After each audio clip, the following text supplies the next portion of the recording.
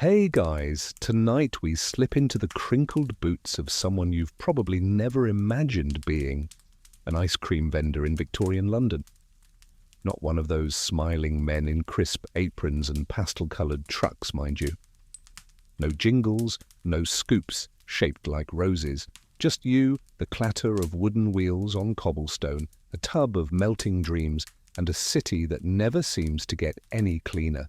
It's 4:17 a.m. You blink awake in near darkness. There's condensation on the inside of the single window in your basement flat, and the ceiling drips in rhythm with your heartbeat.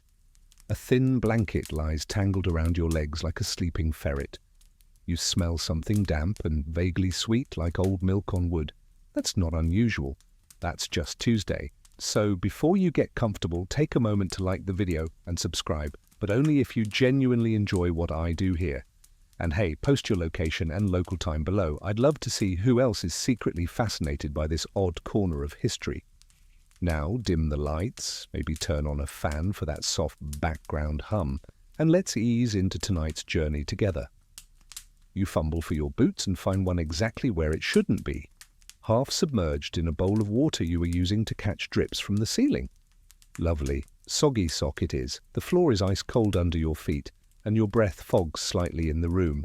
Summer outside, but you wouldn't know it down here. You throw on a patched waistcoat and wrap a scarf around your neck, not for fashion, but because the collar of your shirt has been stiff with old sugar syrup for 3 days. Today will be hot, or at least that's the hope. Hot means ice cream sells. Hot means people don't ask where you sourced the milk. Hot means the smell of horse manure on the street fades into a kind of low-level background note. Still awful, but consistent. You grab the iron key from its hook and push open your cellar door, which groans like it's auditioning for a haunted house. Outside, it's still dark, but the air has that sharp, metallic edge that tells you dawn isn't far. Fog coils in the alley like lazy cats. You step out into it, wheeling your small cart frame behind you. It's just the bare bones right now. Wooden chassis, squeaky axles, rusted nails. You're heading toward the ice depot first. It's tucked behind a fish market and guarded, unofficially, by a very unfriendly tabby cat named Reginald. Most mornings he allows you to pass. Some mornings he lunges. It's a coin toss. Victorian ice cream, by the way, isn't the creamy, swirly delight of modern summers. It's more like frozen custard's awkward cousin, grainy, stiff, often tinged with suspicious flavors like burnt sugar or almost pineapple. And yes, you'll be dragging literal hunks of imported ice, often cut from Norwegian lakes months earlier, just to keep your wares from turning into soup by noon. As you pass Baker's Row, you see the first flickers of other vendors, figures like yourself, silhouettes hunched over their barrows, dragging tubs and clinking cans. You all move like ghosts, silent, single-minded, chasing the cold. You nod at Big Sal, who sells cherry ice that stains everything crimson, and she nods back, already chewing something from a waxed packet. She never says what it is. Might be gum, might be licorice, might be raw beef. You reach the depot just as the porter is unlocking the gates. Inside, slabs of ice stacked like tombstones wait to be broken down. A worker swings a pickaxe into one, sending a mist of frost into the air. You breathe it in like perfume. Your block is a modest one, heavy enough to require a grunt and a prayer, light enough to insult your masculinity. You and 2 others roll it onto your cart and wedge it between 2 burlap sacks. One of them has a hole in it the size of a rat's head, but you turn it so the hole faces down. Problem solved. Historians still argue whether this early morning haul was the most grueling part of the job, or whether it was the constant dance with London's Byzantine street laws, licensing officials, and melting inventory. Personally, you think the worst part is this next bit, pulling the fully loaded cart uphill with half a boot and no breakfast. You begin the trek back to your stall corner near Chancery Lane. It's uphill most of the way, and the cobbles seem stickier than usual. There's no science to that. It just feels like the road itself resents you. As you pull, you hum a little tune. Something repetitive. Something numbing. It's not quite a song and not quite a complaint, but somewhere in between. Some mornings you catch yourself rhyming nonsense. Cream so cold and cart so slow, watch me sweat while profits go. It doesn't win you any fans, but it does keep pigeons from landing too close. Once you're back at your vending spot, you begin the ritual. Layering metal tubs inside the cart, adding salt around the ice, placing linen cloth over everything, then checking your flavors. Today you've got lemon, vanilla, and a pale green, something you're calling mint, though it may have once been cucumber water. You hear the clatter of hooves as the first delivery wagon rattles past, its driver nodding at you. You nod back. It's too early for words. Then you do the last thing on your morning checklist. You ring the little brass bell attached to your cart's handle. Not loud, just a polite tinkle. Enough to let the world know that you are her. A humble ice cream vendor with damp socks and melting ambitions are officially open for business. And you haven't even had tea yet. The fog hasn't quite lifted yet.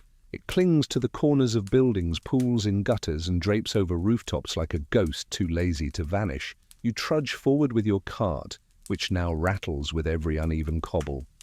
The block of ice in the middle shifts occasionally, letting out a groaning crack that sounds like the grumble of a very tired walrus. You're heading for the corner of Farringdon Street and Shoe Lane, a prime spot for early foot traffic.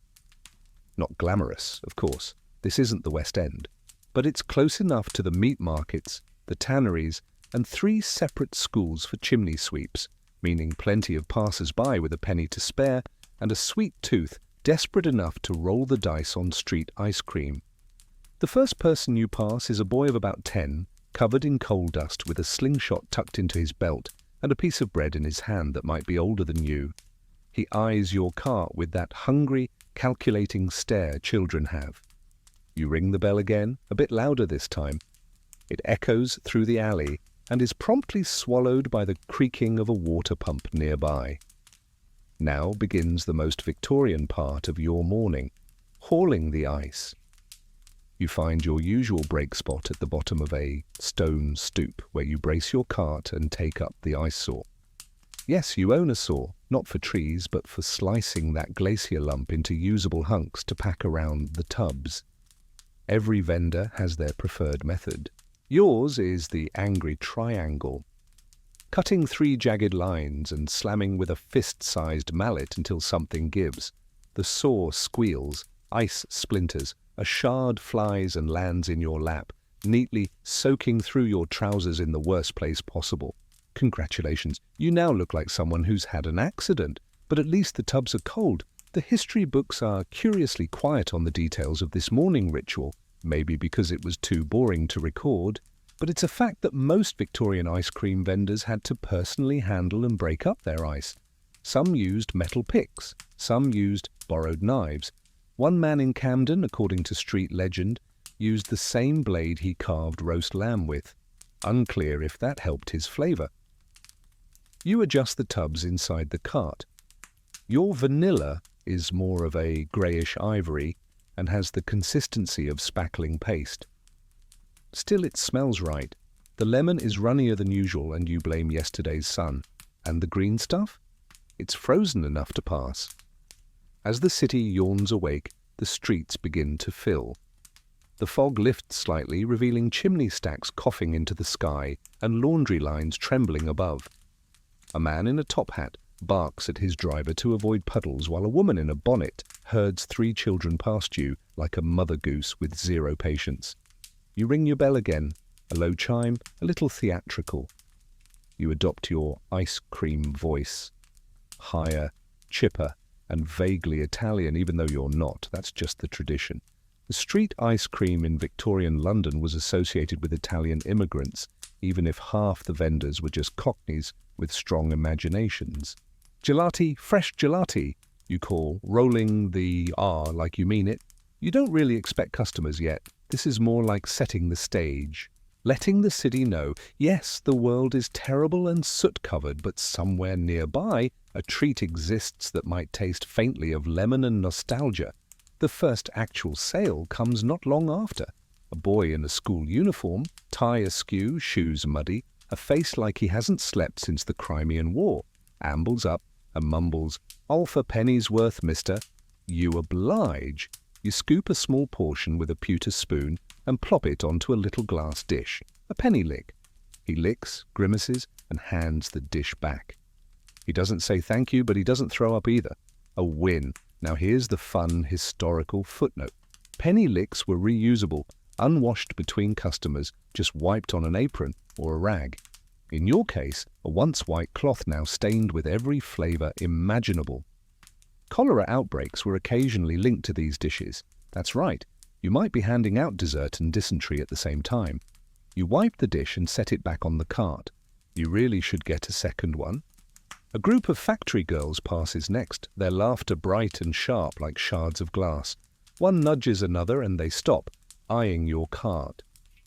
The boldest steps forward. "You got strawberry today?" she asks. You shake your head. "Only lemon, vanilla and mint." She peers into the tubs suspiciously. "That mint looks like pond scum." "It's fashionably herbal," you reply.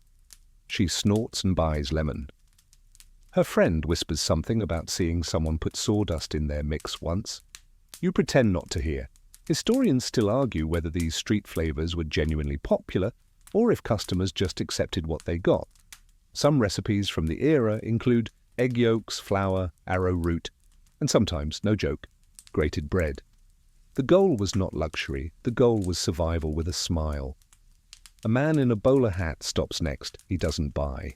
He just stares, sniffs, and says, "Doesn't smell like proper cream." Then walks away like a disappointed uncle.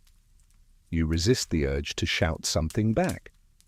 That would not be professional. Also, he looked like he might be an inspector. You never really know. Another customer asks if you'll be at Hyde Park this afternoon. You nod. You always nod.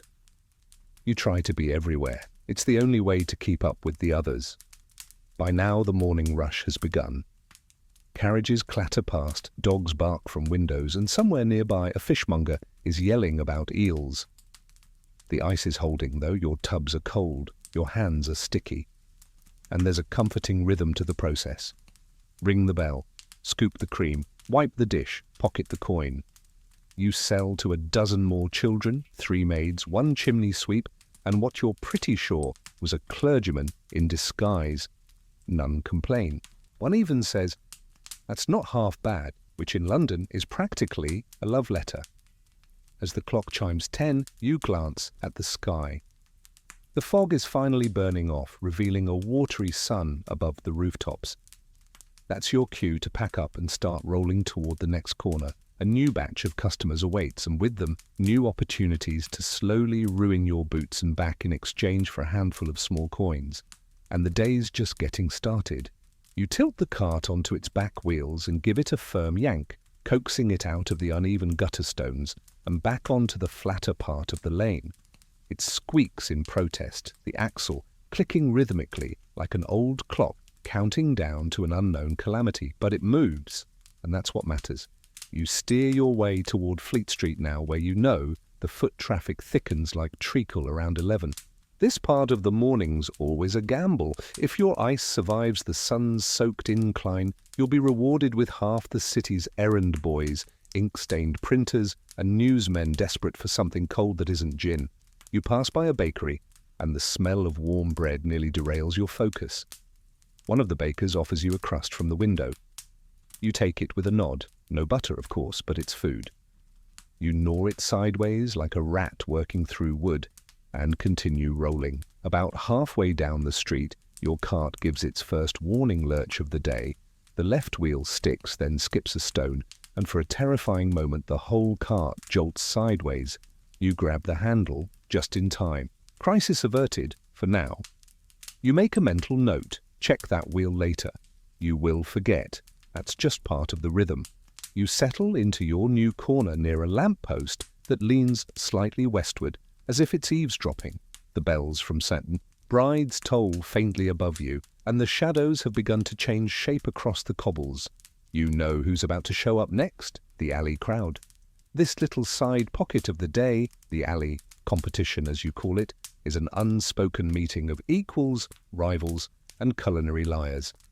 Other vendors drift in one by one, setting up within loose proximity. No one's dumb enough to park right beside you, but they'll be close enough for mutual eavesdropping and casual one-upmanship.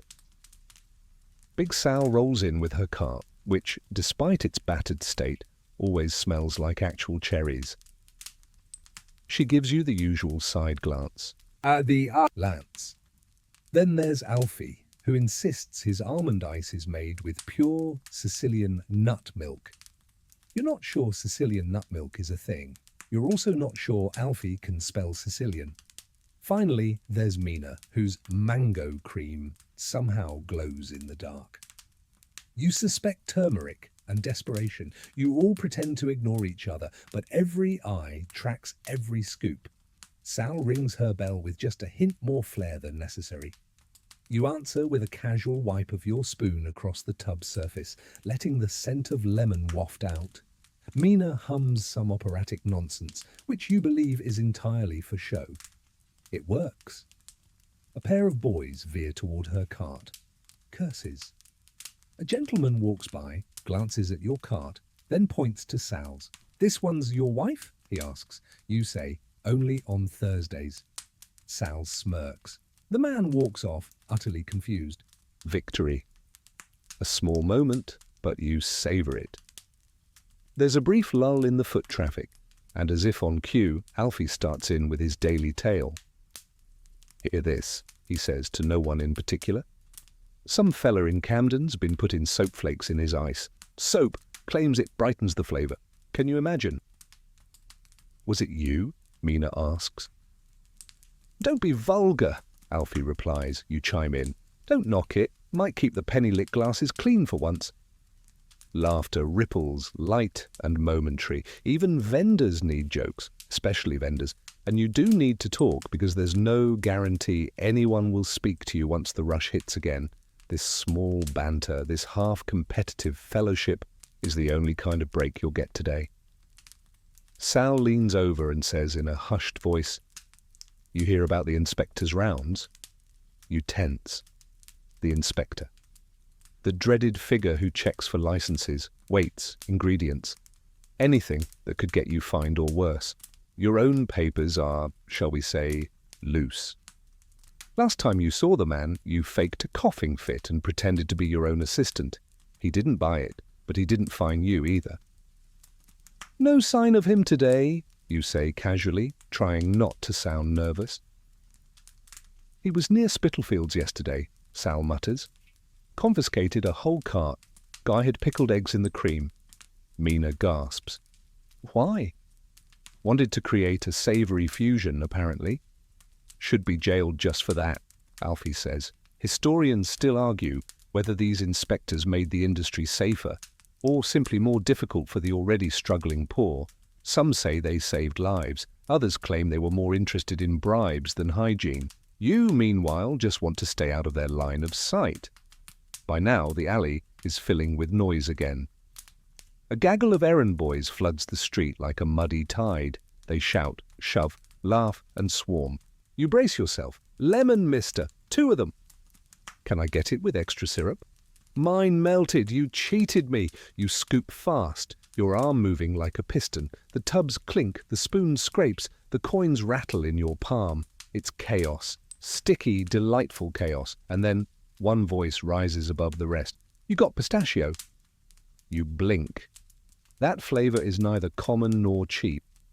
You peer at the girl, about 11, maybe 12, holding a coin in one hand and a rolled-up newspaper in the other. "Do I look like I have pistachio?" you ask gently. She nods. "Mum said ask everywhere. She saw it in a book." You sigh. "Tell your mum she should write a letter to the Queen." "I will," the girl says, dead serious. Another boy steps up with no money and a hopeful face.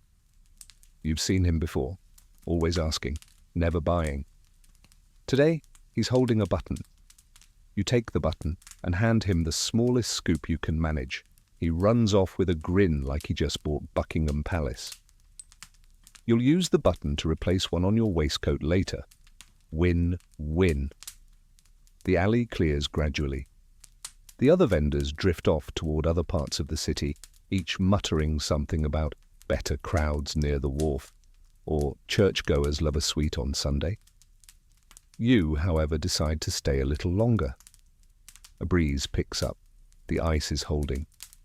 Your cart creaks, but it stands.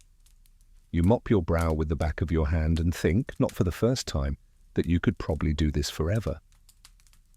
Then a soft, wet sound, splorch. You look down. One of your tubs is leaking. Naturally, you stare at the slow drip trailing down the back leg of the cart. It's your lemon tub, of course, the one that always misbehaves in the sun. The cloth lining under it is soaked, sagging like an old sail. You bend down, muttering something under your breath that only pigeons can hear, and reach for the tin patch kit you keep wedged beside the axle. As you fish it out, the cart gives another gentle shudder. You freeze. For a heartbeat, you genuinely believe it might just give up the ghost and tip over entirely, right here, in front of a passing schoolteacher and a boy in an unusually tall hat. It doesn't. But it wants to. You can tell. You slap a patch under the leaking corner, pressing it in place with the weight of your palm and a few whispered promises. It's not elegant, but nothing about this job is. There's a reason most vendors carry more candle wax than cutlery. Once you're back on your feet, you do a damage assessment. Ice is still mostly solid. The tubs are still cold. You've lost some lemon, but there's enough left to get you through the next rush. You wipe your hands on your apron, an act that only redistributes the mess, and decide to push eastward toward the lunch hour chaos of Covent Garden. Here's the thing, this midday moment, it's when everything really starts to melt. The sun has climbed above the roofs now, turning every slate tile into a simmering stovetop. The crowd thickens, drawn by market stalls, shouting vendors, and the faint hope of entertainment. Somewhere nearby, a busker is playing a mournful tune on a concertina. It makes everything feel both romantic and deeply sweaty. You roll your cart past a man shouting about fresh oysters, a woman balancing 3 baskets of lavender, and a boy trying to sell painted feathers as rare parrot plumes. You nod approvingly at that one. Creative fraud has its place. You find a shady corner under a crumbling wall, park your cart there, and immediately ring your bell 3 times. Clear, confident, a little theatrical, it works. Within minutes, you're surrounded by hungry faces, a woman in a nurse's cap, a young couple arguing about wedding invitations, and a man with a moustache so ambitious it has its own agenda. You begin scooping, fast and smooth. Your right wrist moves on instinct now. Scoop, press, plop. Scoop, press, plop. You hardly notice the sweat dripping down your temples. You don't even flinch when a bee hovers threateningly near the vanilla tub. Then it happens. The cart lurches, not a small lurch, a tilt.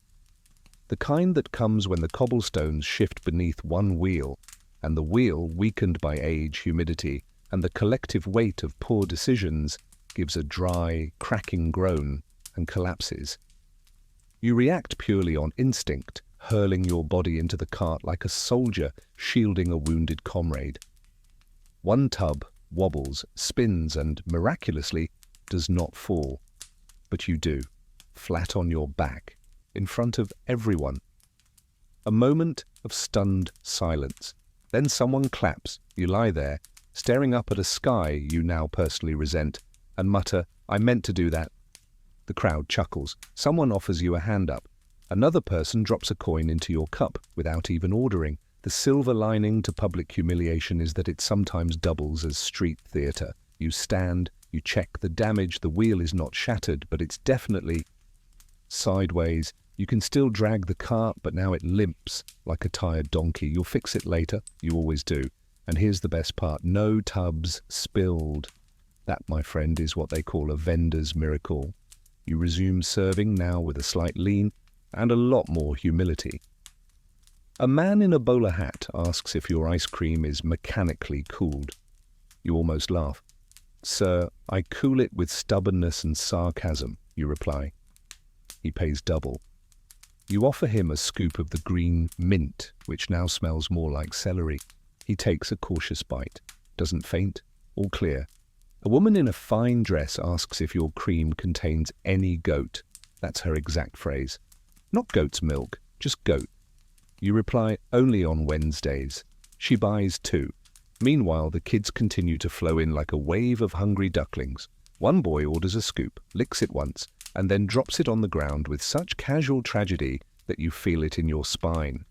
He doesn't cry, he just shrugs and walks away. You genuinely respect that. Historians still argue whether street vendors were more trusted than brick-and-mortar sweet shops. Some say yes, vendors were local, familiar, part of the neighborhood. Others argue that their lack of regulation and refrigeration made them rogue agents of intestinal disaster. You say both can be true. You've definitely caused both delight and stomachaches in equal measure. The sun climbs higher. Your ice is softening rapidly now. The tubs glisten. Your apron smells like lemon, salt, and exhaustion. The line thins, and then, as if summoned by the universe's cruel sense of timing, you hear a voice behind you. "Oi, you got a license for that?" You freeze. You turn slowly. It's a constable. Tall, mustache sharp enough to slice bread.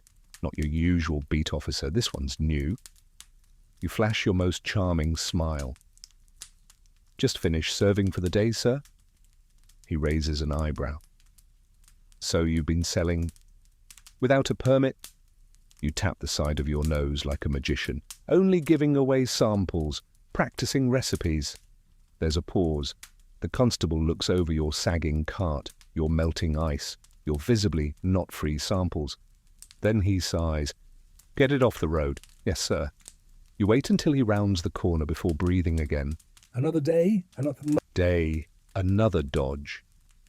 The thrill of avoidance is part of the job. Or so you tell yourself while wiping your hands on your apron and preparing to limp the cart toward Hyde Park. Your stomach growls. You still haven't had tea. You steer the cart, lopsided now, but still determined, around the bend toward Hyde Park. The sun is fully overhead, scalding the city like a giant gas lamp. The streets shimmer with heat. Horses look miserable. People fan themselves with folded newspapers. Somewhere in the distance, someone is arguing very loudly about pickled onions. Just another typical London afternoon. Hyde Park is your afternoon oasis, not because it's restful, but because it's lucrative. The upper crust strolls here after lunch, pretending not to notice the smell of boiled cabbage wafting from nearby tenements. If you're lucky, you'll catch a few well-to-do types slumming it for novelty. They'll order the vanilla and then tip you like you're a valet. These are the best kinds of customers, rich, bored, and willing to overpay for mediocrity. You angle the cart past the edge of the park gates, finding a patch of shade beneath an elm tree with a crooked trunk. This is your spot. Not official, of course. You've never had an official anything, but everyone in the trade knows it's yours. You've defended it from barrow bullies, dandy imposters, and a very aggressive swan. The crowd here is different, quieter, a little suspicious, more parasols than bonnets. People here buy with one hand and judge with the other. Your cart wobbles into place and you smooth your apron with a flourish, like a man about to conduct a rather sloppy orchestra. You ring your bell gently. The Hyde Park bell ring is different, elegant, restrained. One chime, just enough to let the scent of melting vanilla do the rest. The first customer is exactly what you hoped for, a woman in a high-waisted dress, gloves, and a hat that looks like a fruit basket after a windstorm. She's accompanied by a man with a silver-tipped cane and a moustache that resembles a lowercase mem. She squints. "Is it safe?" You give a warm smile. "Madam, no one's died from it today." She considers. He snorts. They both order. You serve them each a generous scoop. Generous not out of kindness, but because the ice is soft and sticky and scoops too small tend to slide right off the spoon and land in someone's lap. You've learned the hard way. They each take a tentative taste. The man nods. The woman's expression hovers between surprise and suspicion. "Tastes real," she says. "That's because it's mostly dreams and regret," you reply. She laughs. She even tips. This is your sweet spot, no pun intended. Just enough performance, just enough charm, and never admit how close your cart is to collapse. They don't want perfect, they want quaint. They want a story to tell their friends at dinner. And you want shillings, not pence. Nearby, a group of children begins to gather. These aren't soot-covered urchins from the alley. They're better dressed, better fed, and less likely to run off without paying. One of them holds a small notebook and appears to be sketching your cart. You pretend not to notice, but you make sure to stand straighter. One boy orders the green flavor. You sure? You ask. Yes. It looks like absinthe. You blink. How do you... He shrugs. My uncle drinks it. You hand him a scoop. He eats it without flinching. Sociopath. Not long after, a gaggle of elderly ladies walks by. They eye you like you're selling treason. One stops. Do you use cream, young man? You hesitate. Do you lie? Do you tell the truth? You settle on it's cream adjacent. She harumps. That better not mean lard. You shake your head. Certainly not. Only the finest imitation dairy product coin can buy. She doesn't smile, but she does buy.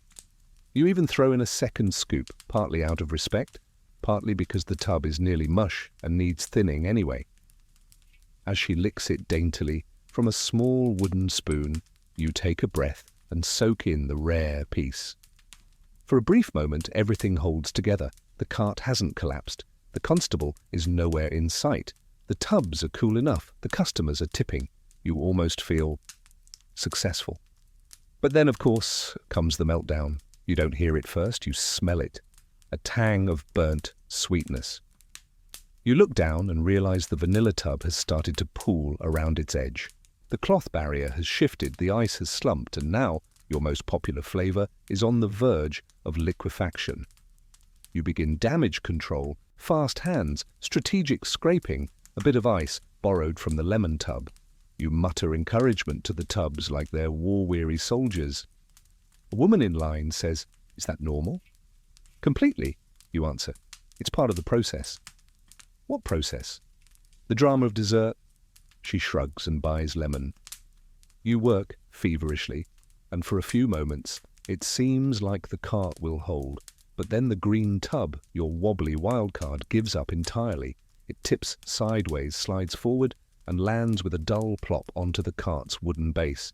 Now, if you were anyone else, that might be game over. But you keep a backup tin lid for this exact situation. You scoop the collapsed mass into it, swirl it around, press it flat, and declare it a pudding-style treat. You offer it at half price. People love a bargain. You sell 3 servings in 5 minutes. Historians still argue whether Victorian vendors were cunning entrepreneurs or lucky opportunists. Some say you needed nerves of steel and the flexibility of a stage magician. Others believe half the job was just surviving until sunset. You'd say both. You're a magician with a melting wand and a cane with one leg shorter than the other. By mid-afternoon, the shade has shifted and your corner is slowly roasting. You wipe sweat from your brow with the same rag you've been using all day. Yes, the one with lemon stains dust. And what might be plum? You'll never know. The crowd begins to thin. You glance at the coin cup. Not bad. Better than yesterday. Not enough to buy new wheels, but enough to afford slightly less suspect milk tomorrow. You pack up, gently rearranging the tubs so the worst-off flavors are at the top. You drain melted water from the hidden corner spout. It trickles onto the dirt path in a small, sticky river, and then, from across the park, you spot him. The freezer boy. Oh no, you know him before you can see his face, because no one else in Hyde Park wears a waistcoat that shiny in this heat. The freezer boy, as he calls himself, walks like he owns a patent and smells like liniment and roasted sugar. He's no boy, of course, probably pushing 30, but he insists on the nickname like it's a brand. And in a way it is. He saunters up with a spring in his step and a small leather satchel slung over his shoulder. His hair is too neat, his boots are too clean, no soot under his nails, no melted lemon dripping from his sleeves. You already dislike him, and he hasn't even tried to sell you something yet. "Afternoon, my good cream dealer," he says, with the enthusiasm of someone who's never had to scoop half-frozen slush onto a child's bare hand because you ran out of penny licks. You nod. Freezer boy. He opens his satchel with a theatrical flourish. Inside, a small tin canister polished to a dull gleam and a bundle of paper notes bound in red twine. "I've got something," he says, leaning close, "that will revolutionize your car." You resist the urge to ask if it's a time machine. Instead, you say, "Another miracle additive? The last one you gave me smelled like cat hair." "That was just early testing. This," he lifts the canister like it's the Holy Grail, is a compound blend of saltpeter and sodium carbonate. Harnessed correctly, it can drop your ice temperature by 20 degrees in under 10 minutes. You stare at him. "And if it's harnessed incorrectly?" He beams. "We don't talk about that." Freezer Boy has a habit of appearing when your cart is in crisis. He's part salesman, part inventor, and part local myth. Some say he once froze a whole fish in mid-air. Others claim his concoctions have exploded more carts than they've preserved. You suspect the truth lies somewhere in the middle. He sets the canister down next to your tubs and removes the lid. A faint mist rises. You take a step back. It smells like chalk, vinegar, and a very bad idea.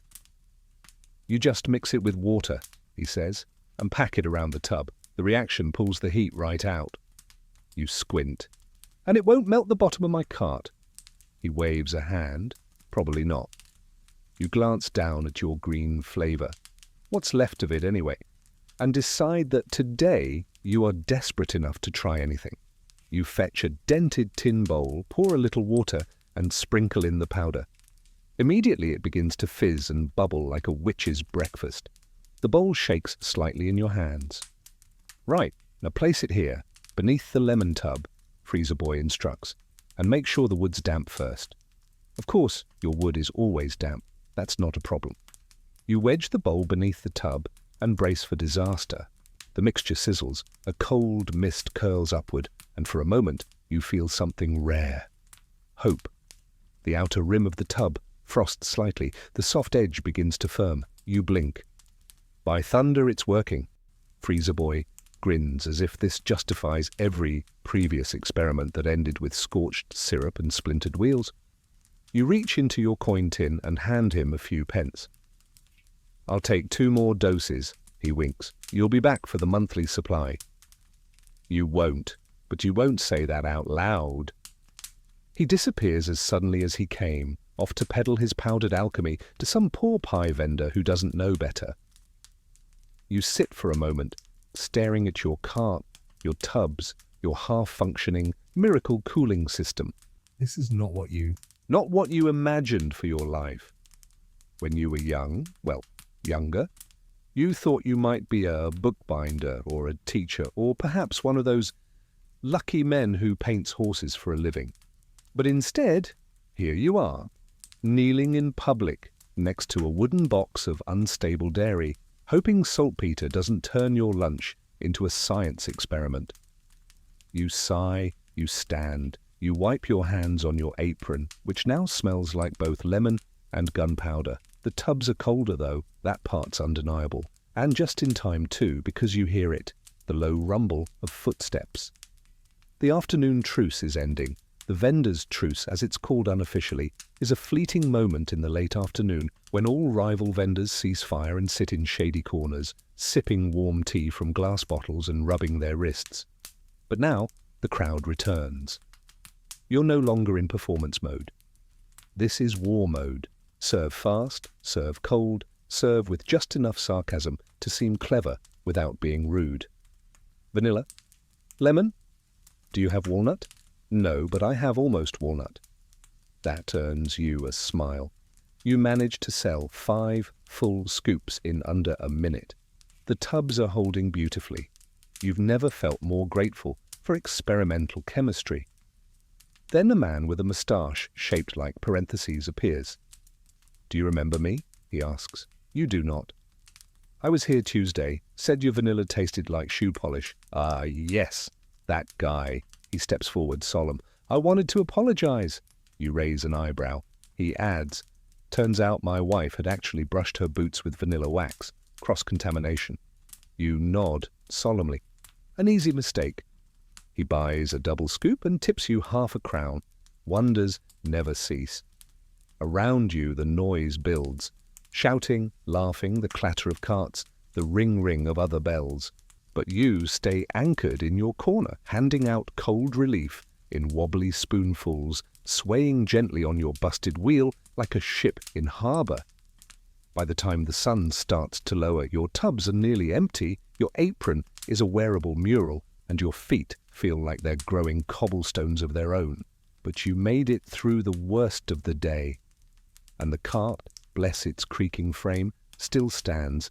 You lean back, stretch your arms and count your coins. Enough to eat, enough to fix the wheel, maybe even enough for a second spoon.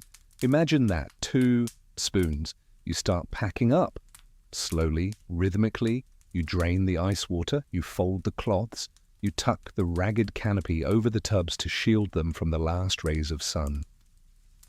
Just as you turn to leave, someone tugs your sleeve. It's a boy, small, quiet, maybe 8, with a curious look and a single coin clenched in his hand. "You still got some left?" he asks.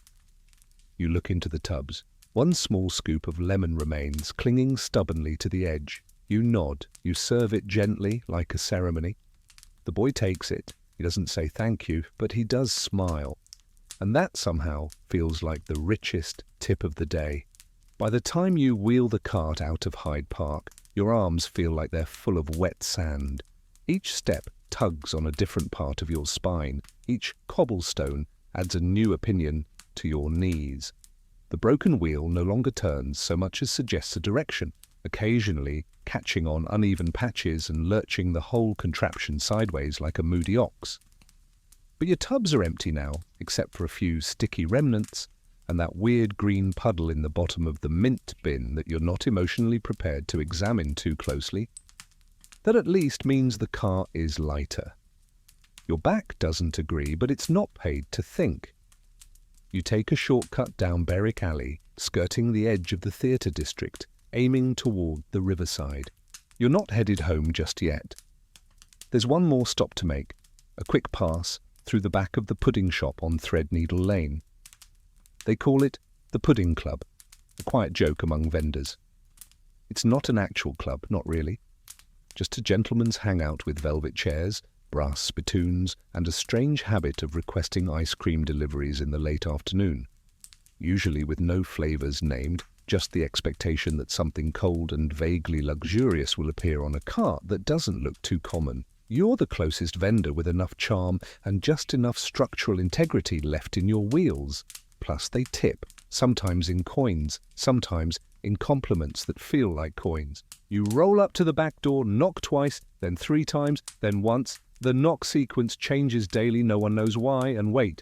After a beat, a man in a burgundy waistcoat cracks the door open, peers at your cart, and nods as if confirming that yes, you're still poor, and yes, he still pities you, just enough to let you in.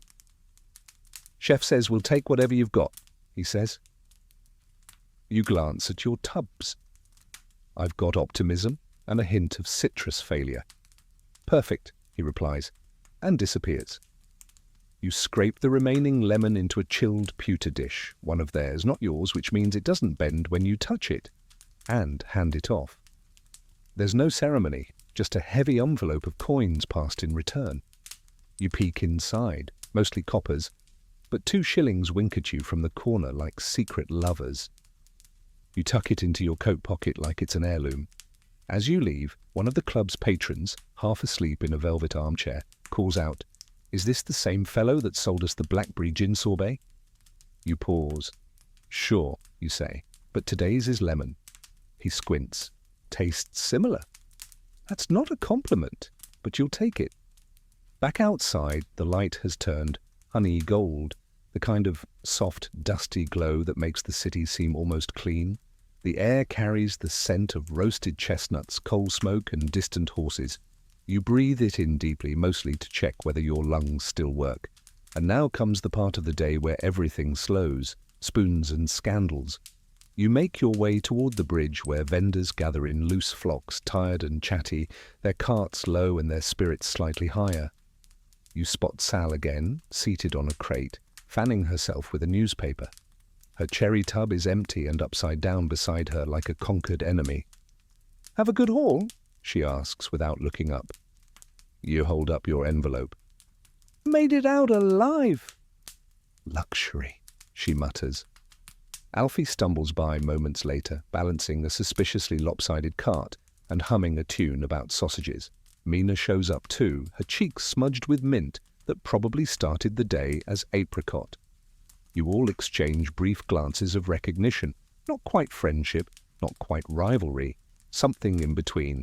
You've all survived the same chaos, dodged the same inspectors, heard the same demands for flavors no sane person has ever offered. Someone brings up the spoon incident, you groan. It happened 2 weeks ago, but it's now vendor legend. A customer, wealthy, drunk, or both, walked off with one of your pewter spoons. Not just walked off, announced he was taking it, said it had a rustic charm, and tucked it into his coat like a souvenir from a minor war. You chased him for 3 blocks before giving up and yelling that it was cursed. You're still not sure if that helped or hurt your reputation. Mina snorts. "You should charge extra for cursed cutlery." "I should charge extra for everything," you reply. Sal chimes in. "Remember when someone accused me of using pigeon fat instead of cream?" "That was me," Alfie says proudly. "Then why are we still friends?" "We're friends." You all laugh, the kind of laughter that comes not from joy, but from shared exhaustion. And then come the whispers. It always happens around this time, just before everyone starts packing up. When the air's gone soft and the light turns copper, the whispers of scandal, secrets, and conspiracy. Today, it's about a vendor in Shoreditch who's reportedly been caught mixing chalk dust into his vanilla. Some say it makes it whiter, others say it makes it crunch. You all wince. Then someone brings up a far more curious tale. A pub in Clerkenwell is renting ice from a vendor during heat waves, not to sell it, but to store eels. You blink. "Eels?" you repeat. "Yes," Mina says, dead serious. "Eel pies. Need cooling. Apparently they wedge 'em under a tub of raspberry." "That," you say, "feels illegal." "It's eel-legal," Alfie says. You all groan. But secretly, you're impressed, because truthfully, you've done worse. You once sold a batch of failed custard as French-style frozen egg dessert. You once froze carrot juice and called it Harvest Sunset. You've sold sadness in a cone, dressed it up with a smile, and made enough to buy tea. That's what this life is, a little sugar, a lot of hustle, and the occasional eel. The sun dips lower, the street lamps flicker to life, one by one, casting their dim orange halos. You feel the weight of the day settle deep into your shoulders. You stretch gently, so as not to dislodge anything essential, and start the slow walk home. Tomorrow, you'll be back at it. You'll fix the cartwheel with string and wax. You'll pretend your green flavour isn't an ethical question. You'll flirt with constables, race the heat, and maybe, just maybe, earn enough for 2 spoons and a bowl that doesn't hiss when you mix saltpeter. But tonight, you walk through the soft glow of a city that doesn't know your name, but definitely knows your bell. The walk home always feels longer than the walk out, even though it's technically downhill. Your cart limps beside you like an old hound, trailing streaks of syrup and pride. The wheel gives a soft chick-chick-chick rhythm with every revolution, a beat you've come to accept as part of your personal soundtrack. By now, the streets are beginning to quiet. The crowds have thinned to clusters of yawning children and early pub-goers. Shop shutters rattle closed. Gaslights hiss softly into life, their glow fluttering like sleepy fireflies behind soot-streaked glass. You're headed back to your little basement flat, a damp, stone-floored box wedged under a print shop where your ceiling leaks on rainy days and creaks on all the others. But first, you have to detour through Whetstone Lane, because you've made a sort of agreement with a pub there, not for drink, for storage. The landlord, a squinty-eyed man named Clem, with an unplaceable accent and fingers like sausages, lets you store your leftover ice, what's left of it, in the cellar in exchange for the occasional half scoop of vanilla, and on rare occasions, the use of your card. Tonight, he needs a favour. You pull into the alley beside the pub, knock on the back door twice, and wait. Clem opens it, squints like he always does, and waves you in without a word. The cellar smells like ale, wet stone, and eel. Always faint, like a memory of eel more than the thing itself. You wheel your cart into the corner and help him unload a small wooden barrel. "What's in it?" you ask. He grunts. "Don't ask questions, just wedge it under the ice." So you do. He hands you a crust of bread, as payment, still warm, crusty, dusted with something that may be sugar or salt. You nod thanks, tuck the bread into your apron, and leave. Back on the street, the air has cooled. Finally. A breeze dances past your ears and stirs your shirt collar. The city sounds different now, less clamour, more murmur. The clop of distant hooves. A street preacher's final warning echoing into the dark. The soft clink of your remaining coins in your pocket, keeping time. You turn onto your street and nod at Mrs. Forsyth, who's watering her window ferns with a chipped teapot. She gives you the usual look, half pity, half admiration. You can't tell which is worse. "Sold out?" she calls. "Sold down?" you reply. "But no one died?" She chuckles. "That's success in your line of work?" You wrestle the cart down the narrow alley beside the print shop, lifting it over the usual patch of broken cobblestones with a practiced grunt. Then comes the final, joyful moment of the day, dragging the whole mess down 4 stone steps into your flat. It's not easy. The cart doesn't like steps. The wheels groan, the tubs shift, something creaks ominously in your lower back. But at last, you wedge it into its corner, tuck a cloth over the tubs and step away like a surgeon who's survived a difficult operation. Your flat is generous in charm if stingy in size. 1 narrow window, 1 rickety table, a chair that screams if anyone heavier than a cat sits in it, a stove that eats more matches than it cooks meals. But it's yours. You light a small lamp and collapse into the chair. It shrieks in protest but holds. You peel off your shoes, oh sweet mercy, and rub the side of your foot where a pebble has etched what feels like the opening lines of a bad poem into your skin. You exhale, long and slow. Then comes the best moment of the night. You reach into your pocket, pull out the coin envelope, and spill the day's earnings onto the table. Clink, clatter, a beautiful, mismatched pile of silver and copper and crumbs. You separate it by size, then by worth, then by shine, because counting coins is part math, part ritual.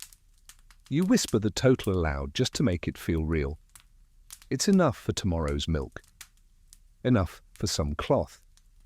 Not enough for a new wheel, but perhaps enough for someone who knows wheels and owes you a favour.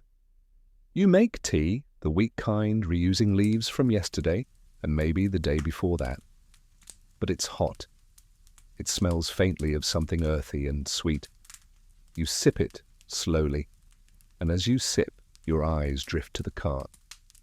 You think of the man who asked for pistachio, of the girl who sketched your tubs, of Freezer Boy and his powdered miracles, of Sal's deadpan jokes, of Alfie's terrible puns, of the boy with the button and the man who thought his vanilla tasted like polish, of the spoon that got away.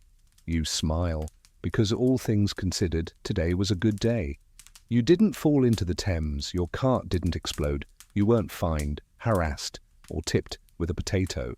You sold something people smiled about, even if only for a moment. That's more than most can claim. Historians still argue whether vendors like you were exploited, innovative, or merely stubborn. Some memoirs paint your trade as heroic, others as pathetic. But you know better. You know the quiet dignity in selling sweetness under pressure. You finish your tea, blow out the lamp, stretch one last time. And as you lower yourself onto your narrow bed, listening to the distant clatter of a horse-drawn wagon and the muffled song of a pub 3 blocks away, you feel, just briefly, like a king. A sticky, sore-footed, bone-tired king with one spoon. You wake not to the sound of birdsong or morning light, but to the rhythmic drip, drip, drip of the ceiling again, tapping its little water dance into the basin beside your bed. You blink groggily at the low, cracked ceiling and pull your blanket higher, not because you're cold, but because the smell of sour milk and old sugar has worked its way into the fabric. And somehow that's comforting. Your body hurts in the way only a vendor's body can hurt. Your wrists are stiff from scooping. Your shoulders throb from pushing a crooked cart through uneven streets. Your legs feel like someone borrowed them overnight for a different job entirely. Something involving stairs and ungrateful pigeons. You sit up slowly. One sock is missing. It probably surrendered during the night. Your boots wait by the door, still wet from yesterday. You will put them on anyway. Breakfast, if it can be called that, is half a stale bun soaked in yesterday's tea and a single currant you found stuck inside your apron pocket. You eat it while leaning against the window, which is fogged up and streaked with something you stopped identifying years ago. Through the glass, the alley is quiet, but not for long. Because today is market day, and that means more people, more noise, and, if you're lucky, more coins. It also means more vendors, more competition, and more of those awful sample checkers who taste and never buy. You dress quickly, waistcoat, scarf, cap, the same layers you've worn all week. The apron gets tied on last, still stained with lemon and ambition. You grab your coin envelope, thin but promising, and step outside, dragging the cart up the stone steps with the strength of a sleepwalker and the grace of a boulder. The air smells faintly of coal, rain, and hot bread. A good sign. People are more generous when the city smells edible. First stop is the milk vendor, a wiry woman named Bet, who runs a stall behind the butcher's and swears she once served cream to the Queen's cousin's dog. She squints at your coin pile and measures out exactly 1.5 jugs. No chalk in this batch, she promises, though you didn't ask. From there, you swing past the syrup boy, barely 12, permanently sticky, and the salt man who always offers you the same deal, 3 pinches for a joke. You tell him the one about the eel in the corset. He laughs, maybe sincerely, maybe just out of habit. You collect your salt and move on. Your cart rattles along the edge of the main square, where the market is already in full swing. You pass the man who sells second-hand boots from a wheelbarrow, the woman who sings sad songs about laundry while selling soap, and the old gentleman who insists on calling everyone Harold. You reach your preferred corner and set up shop under the partial shade of a sagging awning. You arrange your tubs. Today you've got vanilla, lemon, and an experimental batch you're calling spiced cream, which is really just nutmeg and desperation. You ring your bell once, twice, 3 times. Here they come. The first customer is a woman with 3 children, each dirtier than the last. She buys 2 scoops and tells the middle one to share with your sister, or I'll knock you into Tuesday. The children accept this threat as normal and begin licking at opposing sides of the cone, like small, competitive goats. Next comes a man in a bowler hat, with the gait of someone who has very strong opinions. "Is this real vanilla?" he asks. You resist the urge to answer with a riddle. "It's the realest you'll find for a penny." He grunts, nods, pays, and walks off, muttering about imports. Soon the line grows. A girl with ribbons in her hair wants lemon, but only if it's the tangy kind. A newspaper boy demands 3 scoops on one dish, then runs off before paying. Again. You make a mental note to trip him gently with your cart next time. And then comes the oddest request of the morning. A man in a cloak, yes, a cloak, full Sherlock Holmes style, steps up and asks, "Do you have anything with lavender essence?" You blink. "Do you have anything with money?" You reply. He laughs, tosses you a silver coin, and walks off without buying a thing. You pocket it quickly, just in case the universe changes its mind. Market days are unpredictable. One moment you're overwhelmed by requests, the next you're left watching a dog stare at your tubs as if demanding answers. You lean against the cart and take stock. The tubs are holding their shape. The ice is sweating but not weeping. The spiced cream is not selling at all. You scoop a bit onto your finger and taste it. Too much nutmeg or not enough. Historians still argue whether nutmeg was a sign of sophistication or punishment. In the Victorian dessert world, you lean toward punishment. You consider disguising it as something else, maybe Eastern chai fantasy. No one knows what that means, that's the trick. You ring the bell again and shout, "New flavour, just like the Raj, but in a cone." It works. A man with a military moustache buys a scoop and nods approvingly. Tastes like command. You do not ask what that means. Then the constable appears. Not the new one, the regular one. The one with the wonky eye and the habit of sniffing everything twice before speaking. He strolls up, peers into your tubs and says, "Afternoon. Lovely weather for melting things, you say?" He sniffs once, twice, then he nods. "Carry on." You exhale. You hadn't realized you were holding your breath. That's the thing about this job. You're always one tub, one wheel, one wrong flavor name away from fines, ridicule, or public lectures about hygiene. The sun rises higher. The crowd thins. You scrape the tubs and count your coins. Not as good as yesterday, but better than nothing. You sit on the edge of your cart, eating the rest of the spiced cream, because frankly, someone should. And you smile, because no one asked if there was goat in it. It's late afternoon now, and the shadows on the cobbles have stretched like lazy cats across the street. The market's pulse slows from a steady thrum to a gentle tick-tock. Footsteps here, a clatter there, the occasional child shrieking about dropped toffee. You lean against your cart, spoon dangling from your fingers, staring absently at the last swirl of lemon in the bottom of your tin. This part of the day is known among vendors as the soft hour, not because the ice cream softens, though it does, but because the crowds soften too. Tempers calm, haggling quiets. Even the babies seem less inclined to scream at pigeons. It's the city's way of exhaling before the evening rush. You like the soft hour. It gives you time to people watch. To your left, an older woman with a cane negotiates for 3 sprigs of rosemary from the herb cellar. To your right, a young man in a waistcoat too tight for his ambition tries to sell poetry pamphlets to passing schoolchildren. Directly in front of you, a dog is trying to steal your attention and maybe your spoon with eyes that clearly say, "Just one lick, who's gonna know?" You toss it the tiniest flake of sugar crust. It wags once and trots off, dignity intact. You start packing up the tubs. You've only got a few scoops of lemon left, a thin smear of vanilla, and bafflingly almost a third of the spiced cream. You scrape it into a small container, mentally labeling it dinner, and cover the tins with waxed cloth to keep the flies at bay. And that's when you hear it, a high-pitched, warbling tune drifting down the street like a musical sneeze. You groan. You know that sound. It's not a flute. It's not a bird. It's Percy. Percy is another vendor, a recent addition to the ranks, young, irritatingly optimistic, and the proud owner of a musical ice cream whistle which he insists gives him an edge. It doesn't. It just gives everyone a headache. You spot him now sauntering into the square with a glinting brass cart, polished so brightly it reflects his ridiculous grin. His tubs are surrounded by doilies. Doilies, for heaven's sake. He wears a paper hat. He sees you and waves. You wave back.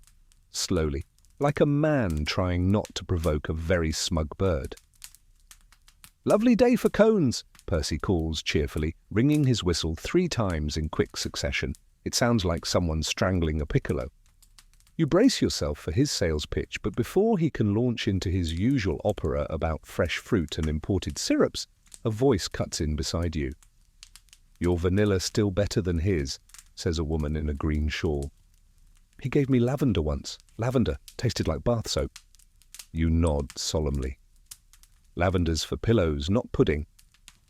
She buys a scoop of lemon, pays with a coin so clean it glints like Percy's cart. You feel better, but Percy isn't done. He launches into a full marketing monologue to a passing group of clerks, describing how his Italian-style folding freezer mechanism preserves texture while tossing in words like artisanal, continental, and, most audacious of all, scientifically balanced. You can't compete with scientifically balanced, so instead, you do what you do best: charm, familiarity, and sly honesty. Mine's not continental, you call out casually, but it didn't explode last Tuesday. One of the clerks snorts, the others glance at your cart with curiosity. You serve 2 lemon scoops in silence, offering a free spoonful of the spiced stuff as a mystery flavor. They accept. They don't gag. Success, you hear Percy sigh. You've stolen his thunder without playing a note. He sidles up a few minutes later. You know, you could modernize, add some flair, paint your cart, use a theme. My theme is functional panic, you reply. He chuckles. Well, just wait until you see my new apricot glaze. You raise an eyebrow. Is it apricot or is it peach with regrets? He taps his nose and walks off whistling. You try not to resent how clean he looks. You succeed, barely. As the square empties further, you decide it's time to move. One last sweep around the neighborhood before you retire for the night. You push your cart toward the dockside, where the air smells like salt and secrets. It's quieter here, but there's still opportunity. Sailors with sweet teeth, dockhands with spare change, and the occasional traveling merchant who hasn't had a decent scoop since Gibraltar. You stop near a crate of fish and ring the bell once, softly. A man in a wool cap ambles over. You got chocolate? No, you reply, but I've got imagination. He thinks about it. Close enough. He orders lemon. You give him a little extra. He pays with a Spanish coin and a shrug. A child tugs your sleeve. She's holding a wilted flower and no money. You look at your tubs. Just enough left for one final scoop. You hand it to her. She hands you the flower. You tuck it behind your ear like it's a medal. Historians still argue whether vendors like you were simply peddlers or poets in disguise. Some believe you were the last true craftsman of a dying age. Others think you were glorified street hawkers with an unusually sticky job. But you know the truth lies in moments like this. A warm breeze, a soft light, a scoop exchanged for a smile, and the deep satisfaction of knowing that even melted dreams can be served cold. As you wheel your cart back toward home, flour behind your ear and your spoon rattling gently in the tin, you pass Percy one last time. He waves, tired now, his whistle silent. You both nod, rivals, but survivors. You head home, one creaky wheel and one sticky soul at a time. You reach your street just as the lamps flicker to full life, each one casting a golden puddle of light onto the cobbles below. Gas hisses softly overhead. The buildings lean in toward each other like gossiping neighbors. You wheel the cart around the corner with practiced ease, the limp in its left wheel now rhythmic, almost musical. Your stomach reminds you it's been working unpaid overtime. You pat your apron, find the bread crust from earlier, and munch as you walk. It tastes like sawdust and effort, but it's warm, slightly, possibly from being pressed against your body all day. Still counts. Halfway down the alley, you stop. Your neighbor, young Ellie from 2 doors down, is outside with her father. She waves when she sees you. "Mr. Iceman," she calls. "You still got the green one?" You chuckle. "Not today, love. It made some choices earlier that I can't morally support." She giggles. Her father offers a tired smile and a nod of respect, the kind men offer to each other when both know what it's like to work long hours for short pay. You push your cart toward the cellar, but your mind's elsewhere now. Specifically, it's on the ice trust. You first heard the phrase months ago, whispered between vendors while patching carts behind St. Martin's. It sounds ridiculous, like something out of a bad penny novel, but the whispers haven't gone away. Some say there's a group of wealthy men who control the import, pricing, and availability of ice across London. They own warehouses, they set prices, they cut deals with big vendors, and leave the rest of you scrambling for scraps. The cold men, they're called. Not because they're cruel, though that's implied, but because they literally deal in coldness, Norwegian ice, Scottish lake ice, even American ice, floated across the ocean like it's made of gold. You've never seen them, no vendor has. But you've felt them on the days when the ice depot suddenly has nothing left, or when prices spike for no reason, or when you see Percy's cart loaded with frost while you're scraping the last pebbles from a melting slab. You think about it as you unhook the canopy, fold it carefully, and ease the tubs out one by one. Your cart groans with relief, as if it too is ready to collapse onto a rickety cot and stare at the ceiling in shared dismay. You should be resting, but instead you light the lamp, pull out the small tin box where you keep your notes and write, Thursday, Depot Ice Week, price same. Percy had full load. Alfie said they warned him not to ask. You log your earnings too, with little arrows showing which flavors sold best. Lemon, gone. Vanilla, almost. Spiced, no comment.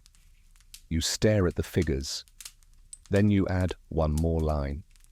Need betterment. You put the box away and slump into your chair, letting your spine realign in protest. The flower from the little girl still sits in your pocket.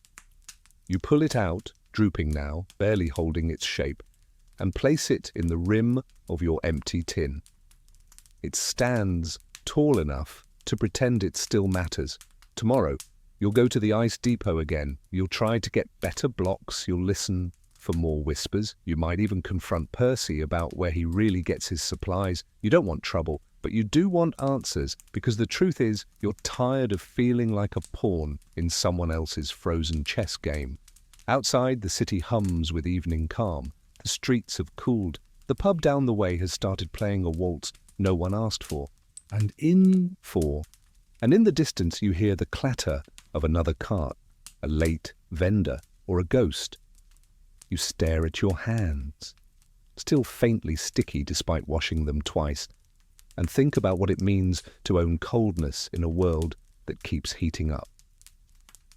You remember something Sal said once while fanning herself beside a melting tub of cherry ice. You know who controls the world? The ones who decide who gets to sweat. You didn't get it then. You do now. You close your eyes for a moment. Just a moment. Let your head tilt back and the sounds of the city seep into your bones. The hiss of gas, the creak of wheels, the distant clink of coin. Your chair shifts slightly beneath you, and you think, tomorrow. You'll ask better questions tomorrow, but tonight you sleep. You wake to the sound of dripping again, always dripping. You're starting to suspect your ceiling has developed a personality, grumpy, damp, and determined to join your breakfast routine. You sit up, stretch carefully, one false move and your back will hold a grudge all week, and prepare for another day of balancing cold goods and warm lies. The coin box holds just enough for today's essentials, milk, sugar, and maybe, if the price hasn't jumped again, a sliver of fruit for something daring. Blackberry? Plum? You laugh, probably turnip, or whatever flavor's been abandoned in the back alley behind the pickle vendor. You eat a few scraps of last night's crust and wash it down with lukewarm water that may or may not have shared a bucket with yesterday's tub water. Then it's up the cellar steps with the cart, your wooden partner in crime, groaning like an old horse, and just as stubborn. Out on the street, you see the usual cast assembling. Alfie's already hobbling toward the depot, one hand clutching his hat, the other waving off invisible curses. Mina is further down, adjusting the sign on her cart. Today, it reads, tastes like Tuesday. What that means, only Mina knows, and Sal, bless her, hasn't even pretended to wash her apron. She wears it like a badge of honor. You nod to each other. It's a daily ritual, no words needed. You all survived another day. You're all about to try again. You turn your cart toward the ice depot, prepared for the usual struggle. But today, the struggle begins early, because the depot gates, normally open by now, are still shut tight. You stop, frown, and knock on the side panel. No answer. A few other vendors arrive, mumbling and grumbling. Someone pounds louder. Still nothing. Finally, a boy, no older than 12 and covered in charcoal smears, pokes his head around the side and says, "Depot's been bought." You blink. "Bought?" He nods. "Some rich gent. Closed it this morning. Said something about consolidating supply chains. Sal mutters, sounds like cold men nonsense. Alfie groans, not this again. But you know, this isn't a coincidence. The whispers were true. The Ice Trust has made a move. One of the older vendors spits on the cobbles. Used to be, you brought your coin and you got your block, fair and square. You peer through a crack in the wooden gate. Inside you see the ice, slabs stacked neatly, waiting. But no one's allowed in. Who's still getting access? You ask the boy. He shrugs. Dunno, someone said Percy was in there earlier. Of course he was. You turn without a word and start wheeling away. Not toward your vending corner, not toward your usual suppliers. You're heading to the docks. If the trust owns the depot, you'll get ice somewhere they don't. Even if it means bartering with sailors or dragging a half-melted slab through fish guts and seagull filth. Ice is ice. You reach the docks in 20 minutes, sweat already gathering beneath your collar. The smell here is a mixture of brine, rope, seaweed, and old ambition. Crates are stacked high. Nets lie in messy bundles. Sailors shout at one another in accents that make you feel like a tourist in your own city. You approach a crate labelled Bergen, Norwegian probably, and knock. A burly man with arms the size of your cart appears. What you want? Ice, you say. Just a slab. I'll pay in coin or flavour. He squints. You the tub man? Some call me that, you say, with far more dignity than you deserve. He grunts and walks away. A few moments later he returns with a half-block wrapped in burlap and trailing dampness like a tired ghost. It's already starting to sweat. But it's cold, and it's real. How much? He eyes your cart. 2 scoops, real ones. You hesitate. This is a trade. Your product for your survival. You scoop 2 generous spoonfuls, what remains of yesterday's vanilla, and hand them over. He eats both in silence, nods once, and hauls the block into your cart with a single motion. You rewrap it with your own cloth and wedge it beneath the tubs. It's smaller than you hoped. Won't last past early afternoon, but it's enough. You return to the square, late now, and find Percy already set up. His cart gleams. His tubs look perfectly frosted. He's whistling again, always whistling.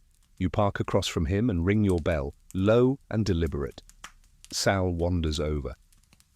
That depot mess? You nod. I hear they're rationing ice now, she says. Only licensed vendors. Guess who's on the list? You don't have to guess. Percy waves at you with a grin. Lovely day for consolidation, isn't it? You want to throttle him with your apron, but instead you smile. I consolidated a block off a boat. Tastes like sea breeze. He blinks. Well, that's not a flavour. It is now. You spend the next hour hustling harder than usual. You shout louder, ring with flair, offer half scoops with full charm. Today only, salt air lemon, sea-cured vanilla. The jokes get laughs. The scoops go out fast. You lean into the chaos with full force. Historians still argue whether street vendors adapted faster than larger businesses during times of regulation. Some say vendors were nimble, resourceful, unstoppable. Others argue they were cornered into desperation by changing markets. You're not interested in the debate. You're too busy selling ice cream like your rent depends on it, which of course it does. By midday, your slab is a puddle, your tubs are mostly empty. Percy is still smiling, but you made it work. As you wipe down the tubs and scrape up the last of the lemon, a young woman steps up. Do you have pistachio? You grin. No, but I've got rebellion. She doesn't hesitate. I'll take 2. You watch her walk away with her scoop of rebellion, which in truth is just very cold lemon with a touch of salt from your makeshift dock ice. But she seems pleased, grinning, licking it slowly, telling her friend it has a bite. You'll take the compliment, even if it's mostly due to sodium and marketing. You glance across the square at Percy. He's sitting smugly under a little parasol he's affixed to the side of his cart. A parasol. The nerve. His cart looks barely touched, tubs still full. Ice still crisp. Either he overstocked, or business hasn't been as dazzling as his whistle suggests. You'd feel better about that, except for the fact that his smile hasn't dimmed a watt. Sal sidles up beside you, fanning herself with a torn ledger page. "I heard Percy's ice comes from a private warehouse now," she says, not bothering to lower her voice. "Owned by a cousin of someone in the city?" You raise an eyebrow. "Let me guess. Tied to the ice trust?" She nods, rolling her eyes. The cold men never wear name tags, but everyone knows who they are. You sigh and reach for the cloth to cover your tubs. The sun's out now, full strength, and your ice is evaporating like hope at tax season. You've only got an hour, maybe two, before the tubs turn into soupy regret. You glance down at the coin tin. It's not empty, but it's not full enough to survive another ice shortage. The real cold truth is this: you'll have to choose soon. Fewer flavors, smaller routes, or worse, collaboration. You eye Percy again. He waves. You do not wave back. Instead, you head toward your freezer boy fallback. He's usually found near Limehouse, tinkering with a new powder, or trying to get someone to wear a cold belt, a frankly ridiculous contraption involving loops of damp cloth and something that smells like vinegar. You roll your cart out of the market square and head south, letting the wheel bump through potholes as your tubs slosh faintly behind you.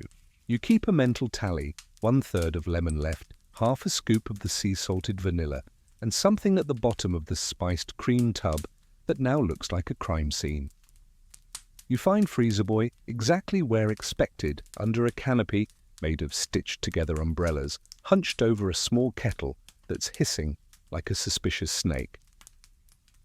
"Back so soon?" he chirps without looking up. "I assume the miracle powder worked?" "Worked enough to survive," you say. "Got anything stronger?" He looks up, eyes gleaming. "I've got a prototype." Oh no. He beckons you forward and unveils what looks like a small, dented biscuit tin with pipes sticking out at weird angles. "This," he says proudly, "is a thermal echo unit." You squint. "What's it do?" "It echoes the cold." "That's not a thing." "It is now." He explains that it captures the memory of cold and somehow sustains it.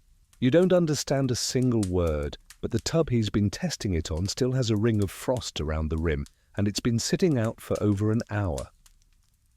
"Will it fit under a cart tub?"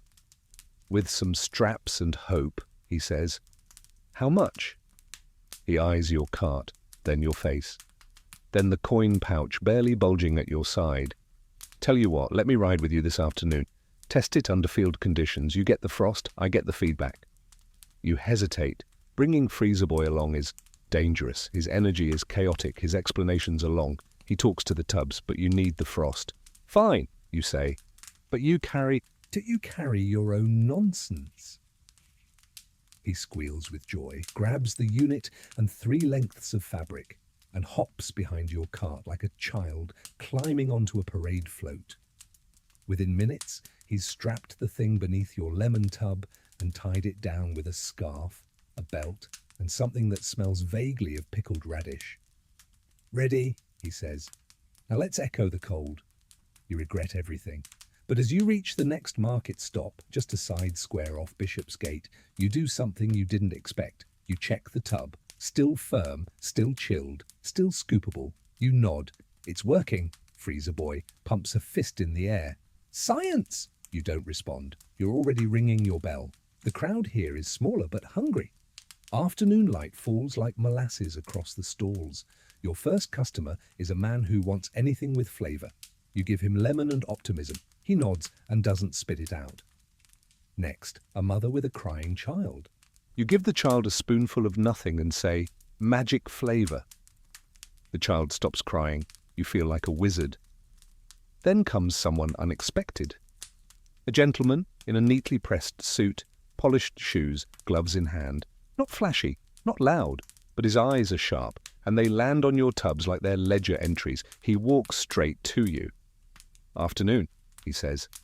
His voice is calm, rehearsed. You nod. You've been using unauthorized preservation methods. You freeze. Excuse me? He glances at the whirring thermal unit beneath your cart.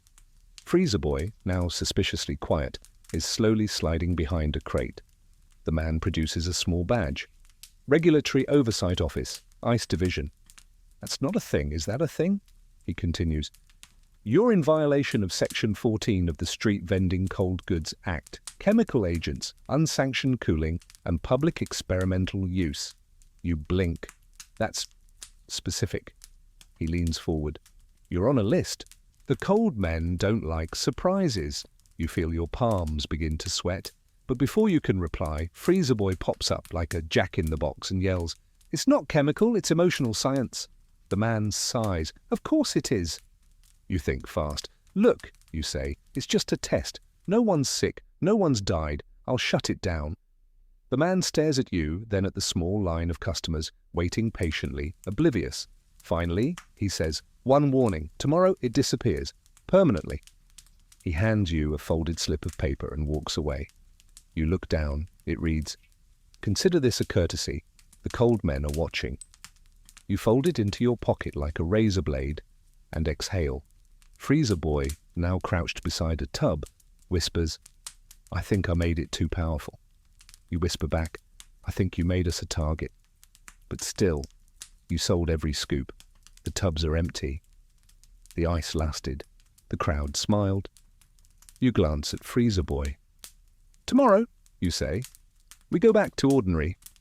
He grins. "Unless we go forward to extraordinary." You groan, but you don't say no. You're halfway home before the note in your pocket starts to feel heavier than the cart. It's just paper, ink on cheap stock.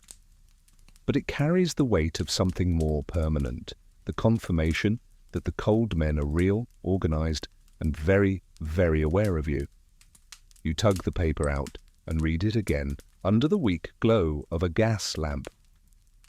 Consider this a courtesy. That word, courtesy, burns hotter than any threat.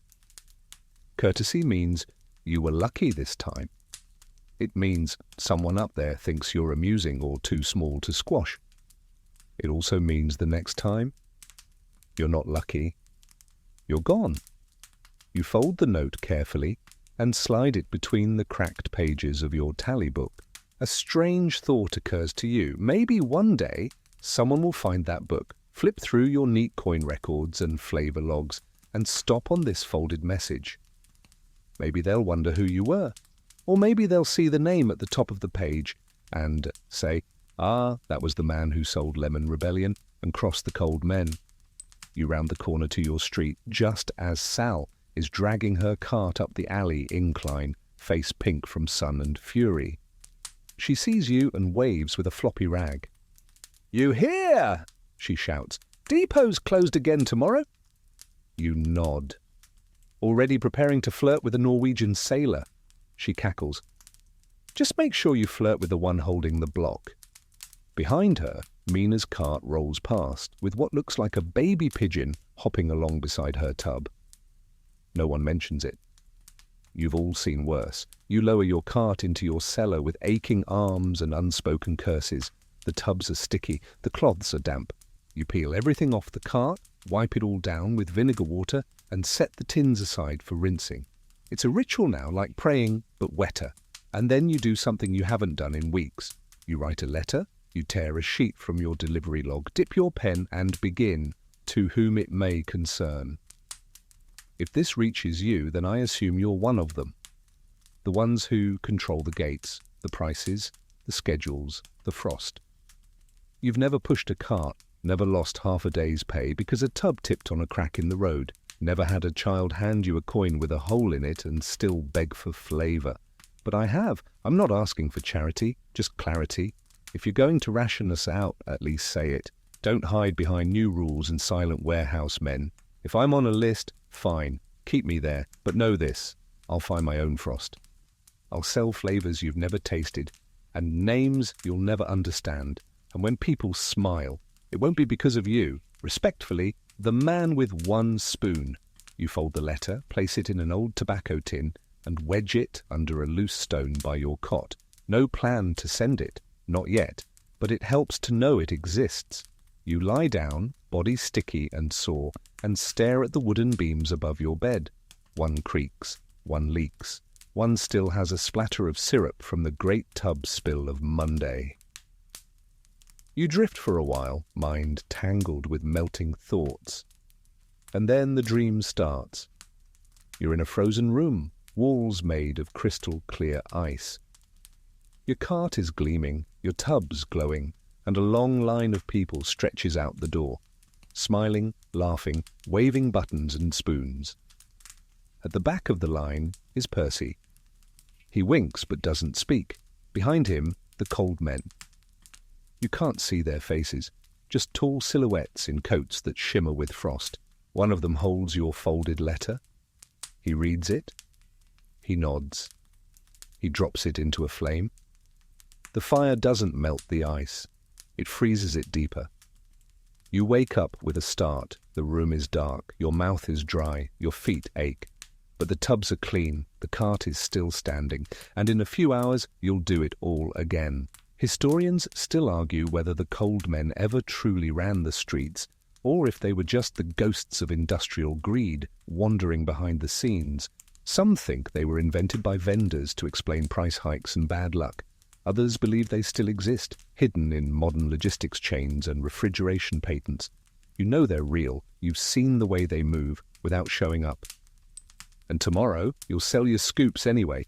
It's still dark when you rise, but your body's already halfway into motion, fingers finding the ragged waistcoat, feet slipping into stiff boots, arms wrapping the apron like armor. You don't even need to think about it anymore.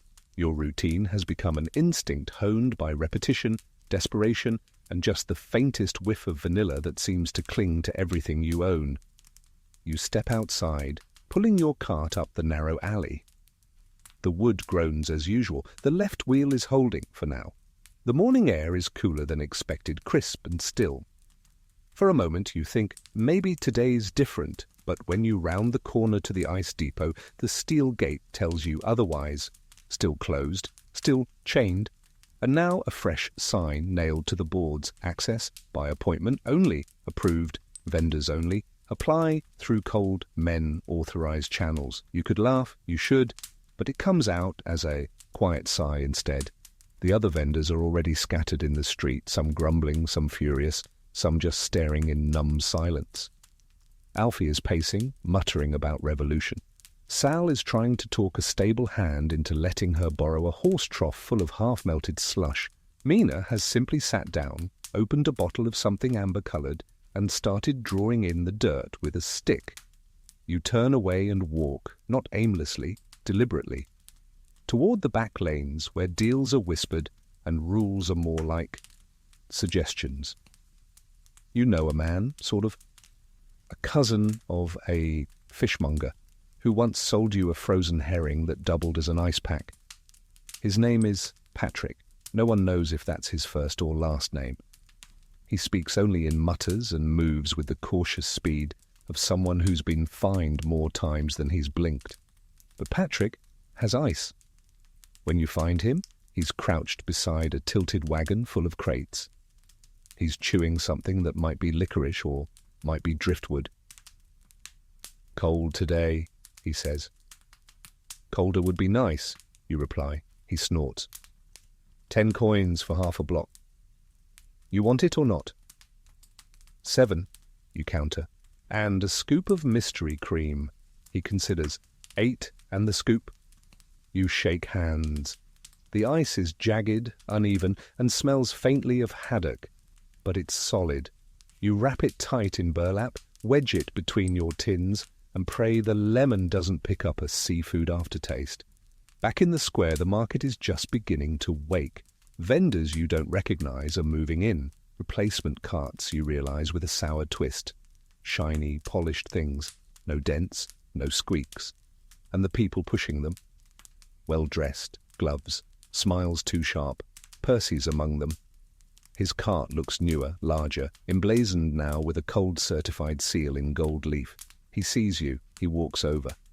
You brace for something, gloating maybe, or a soft-spoken warning. But instead he just looks sad. "They gave me a choice," he says. Join or get frozen out. You nod. And you joined. I thought I could do more inside. Help us out. Can you? He shrugs. They don't talk to me. You want to hate him. You want to tell him to take his shiny cart and his clean apron and go scoop slush for aristocrats. But he looks tired, and you recognize that kind of tired. I've got haddock ice, you say.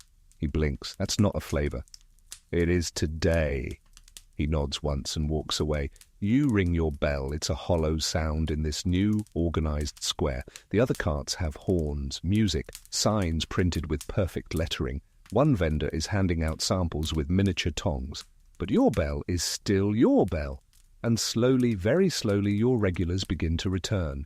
A woman with a crooked hat buys vanilla and doesn't complain when it's a little firmer than usual.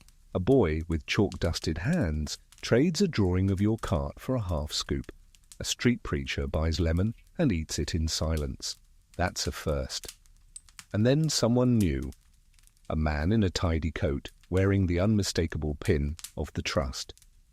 He walks up, browses your tubs without speaking, then says, "We could use someone like you." You blink. Someone like me? Experienced, popular, resilient. You pause. You mean someone desperate. He doesn't deny it. He hands you a card. On it, a name and a location. No logo, no title. Just a time. Monday, 3 p.m. And the words interview. Vending permit tier 2. Consideration. You stare at it. You expect me to come running? You ask. He shrugs. You'll come. They always do. And with that, he's gone. You look down at the card. It's not an invitation. It's a test. They want to see if you'll fold, if you'll queue up for approval like the others, if you'll trade your one spoon for a clipboard and rules. You pocket the card. You're not sure what you'll do, but for now, your tubs are cold. Your cart still rolls. Your customers still smile, and the lemon, not a hint of haddock.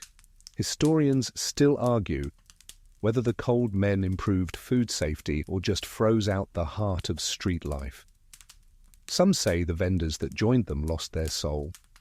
Others say survival demands compromise. You just know this. You've got another half tub to sell. And the bell still works. You ring your bell once more. Steady, clean, no fuss. The sound cuts through the late morning bustle, like a familiar voice in a crowd. The kind of sound that says, I'm still here, still open, still selling cold joy from a cart with one good wheel, and absolutely no corporate backing. A girl with a wrinkled bonnet and a nose smudged with ink skips over, holding out 2 coins. Got the good lemon? She asks. Depends what you mean by good, you reply. It's cold, it's yellow, and it won't try to marry your cousin. That count? She giggles, nods, and walks off, licking her scoop like it's the best thing she's tasted all week. You hope it is. You serve 5 more customers in the next hour, all regulars, all loyal not to your flavour, which, if we're honest, is more plucky than polished, but to you, to the experience, the cart, the charm, the barely held-together miracle of a man selling frozen dreams with the emotional stability of a damp tea bag. But you can feel the pressure building in the square. You can see it. The new vendors have more stock, better signs, uniforms. One of them hands out wooden tokens for loyalty points. Loyalty points! You want to scream. You settle for rolling your eyes so hard your neck cracks. You notice Percy again, this time standing beside a woman in a silver-trimmed coat, clearly some kind of trust manager. She's making notes on a clipboard as he gestures to his cart, his crowd, his new brass lids.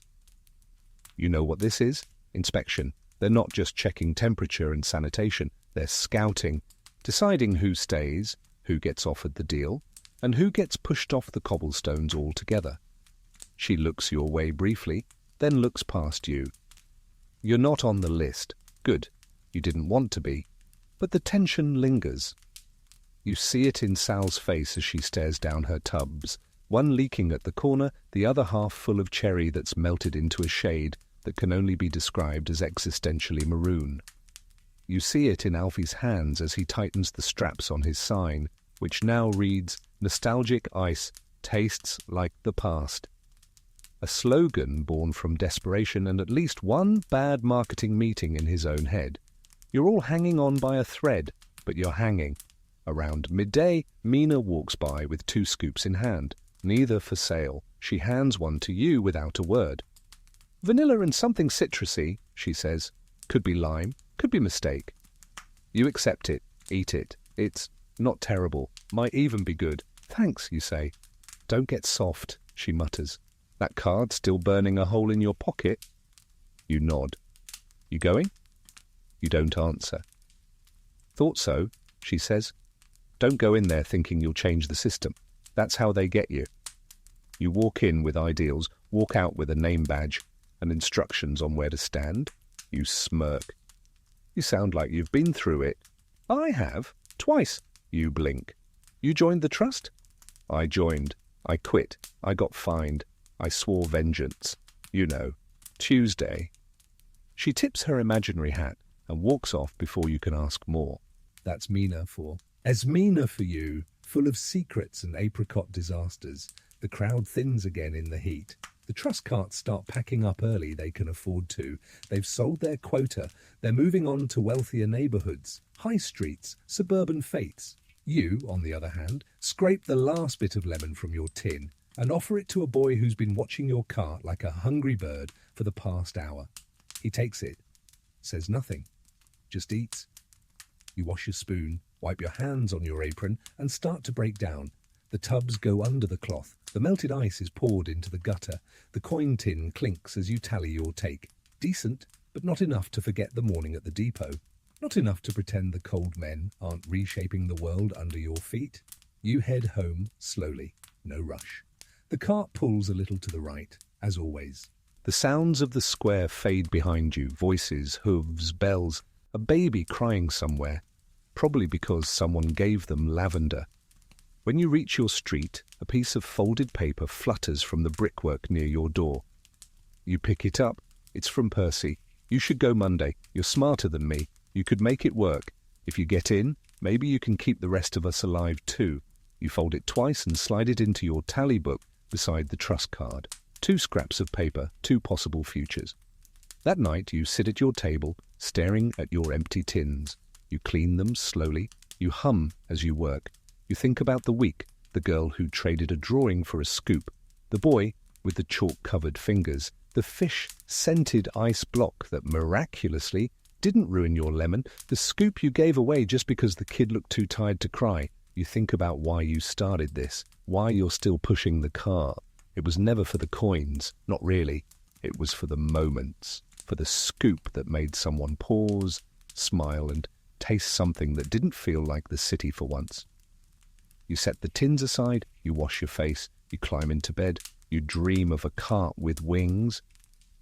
You wake up Sunday morning with a strange sensation, like you're late for something, but no one told you what. The ceiling drip has stopped for once, perhaps out of respect.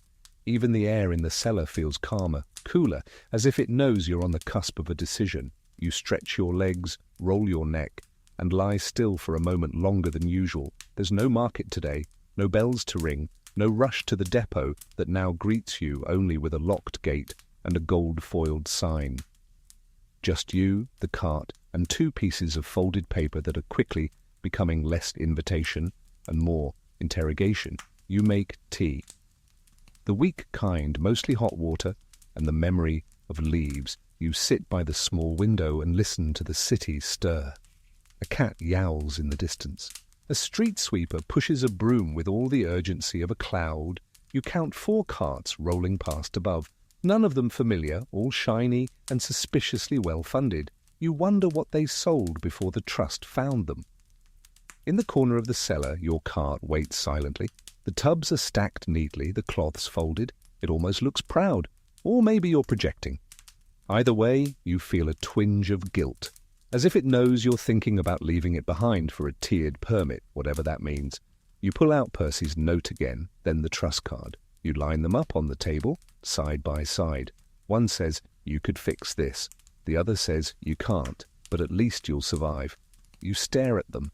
Then you stare at your coin tin, then at the scratch on your spoon, the one from the time a customer threw it into a drain while chasing a runaway hat. You laugh quietly. It's a stupid job, but it's your stupid job. The knock at the door is soft, familiar. You climb the steps, unlock the latch, and find Mina standing there with her usual smirk and a wrapped bundle in her arms. "Thought I'd drop off a gift," she says. You accept it. It's heavy, cold. "You didn't." "I did," she says. "Half slab from the butcher's ice house. Slipped them a favour I'd rather not discuss. Don't waste it." You unwrap it. Clean ice, wrapped in stitched rags, cool and dry like early winter. It's not much, but it's enough for a round or two, maybe enough to make the cart feel useful again. "I thought you hated Sundays," you say. She shrugs. "I hate idleness more." She lingers in the doorway. "You going tomorrow?" You don't answer right away. Then, "I don't know." "Smart," she says. "Let them sweat." You're not sure the cold men are capable of sweating, but the idea is comforting. She leaves. You carry the ice downstairs and drop it into the cart's lined compartment. It fits perfectly, like it knew where it belonged. The rest of the day moves slowly. You walk the quieter streets. Visit a few vendors who still operate off the Trust's radar. A man near the river sells honey ice out of a former coffin. A woman in Camden scoops rhubarb-flavoured slush from a wheelbarrow lined with newspaper. They don't say the Trust's name, but they all mean it. Every whispered complaint, every joke about losing licence eligibility, every tub that melts faster than it used to. They all feel the shift, and yet they keep selling, keep scooping.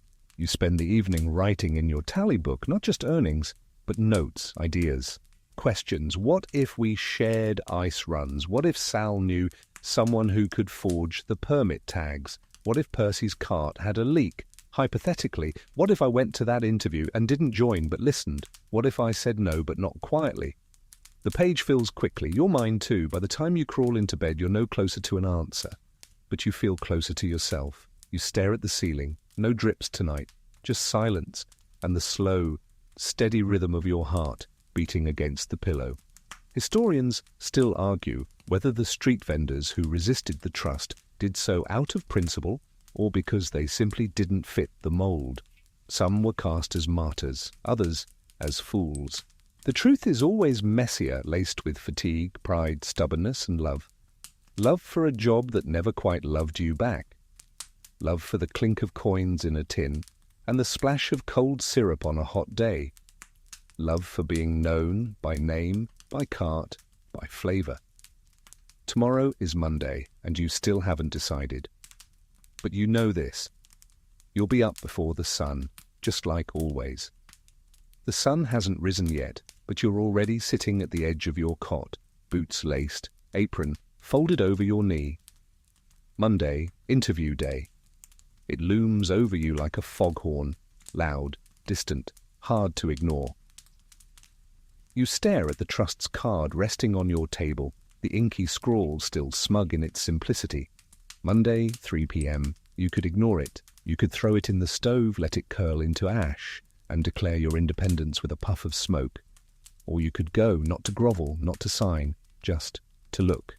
To see the inside of the machine that's grinding your world into something polished, bland, and dangerously efficient.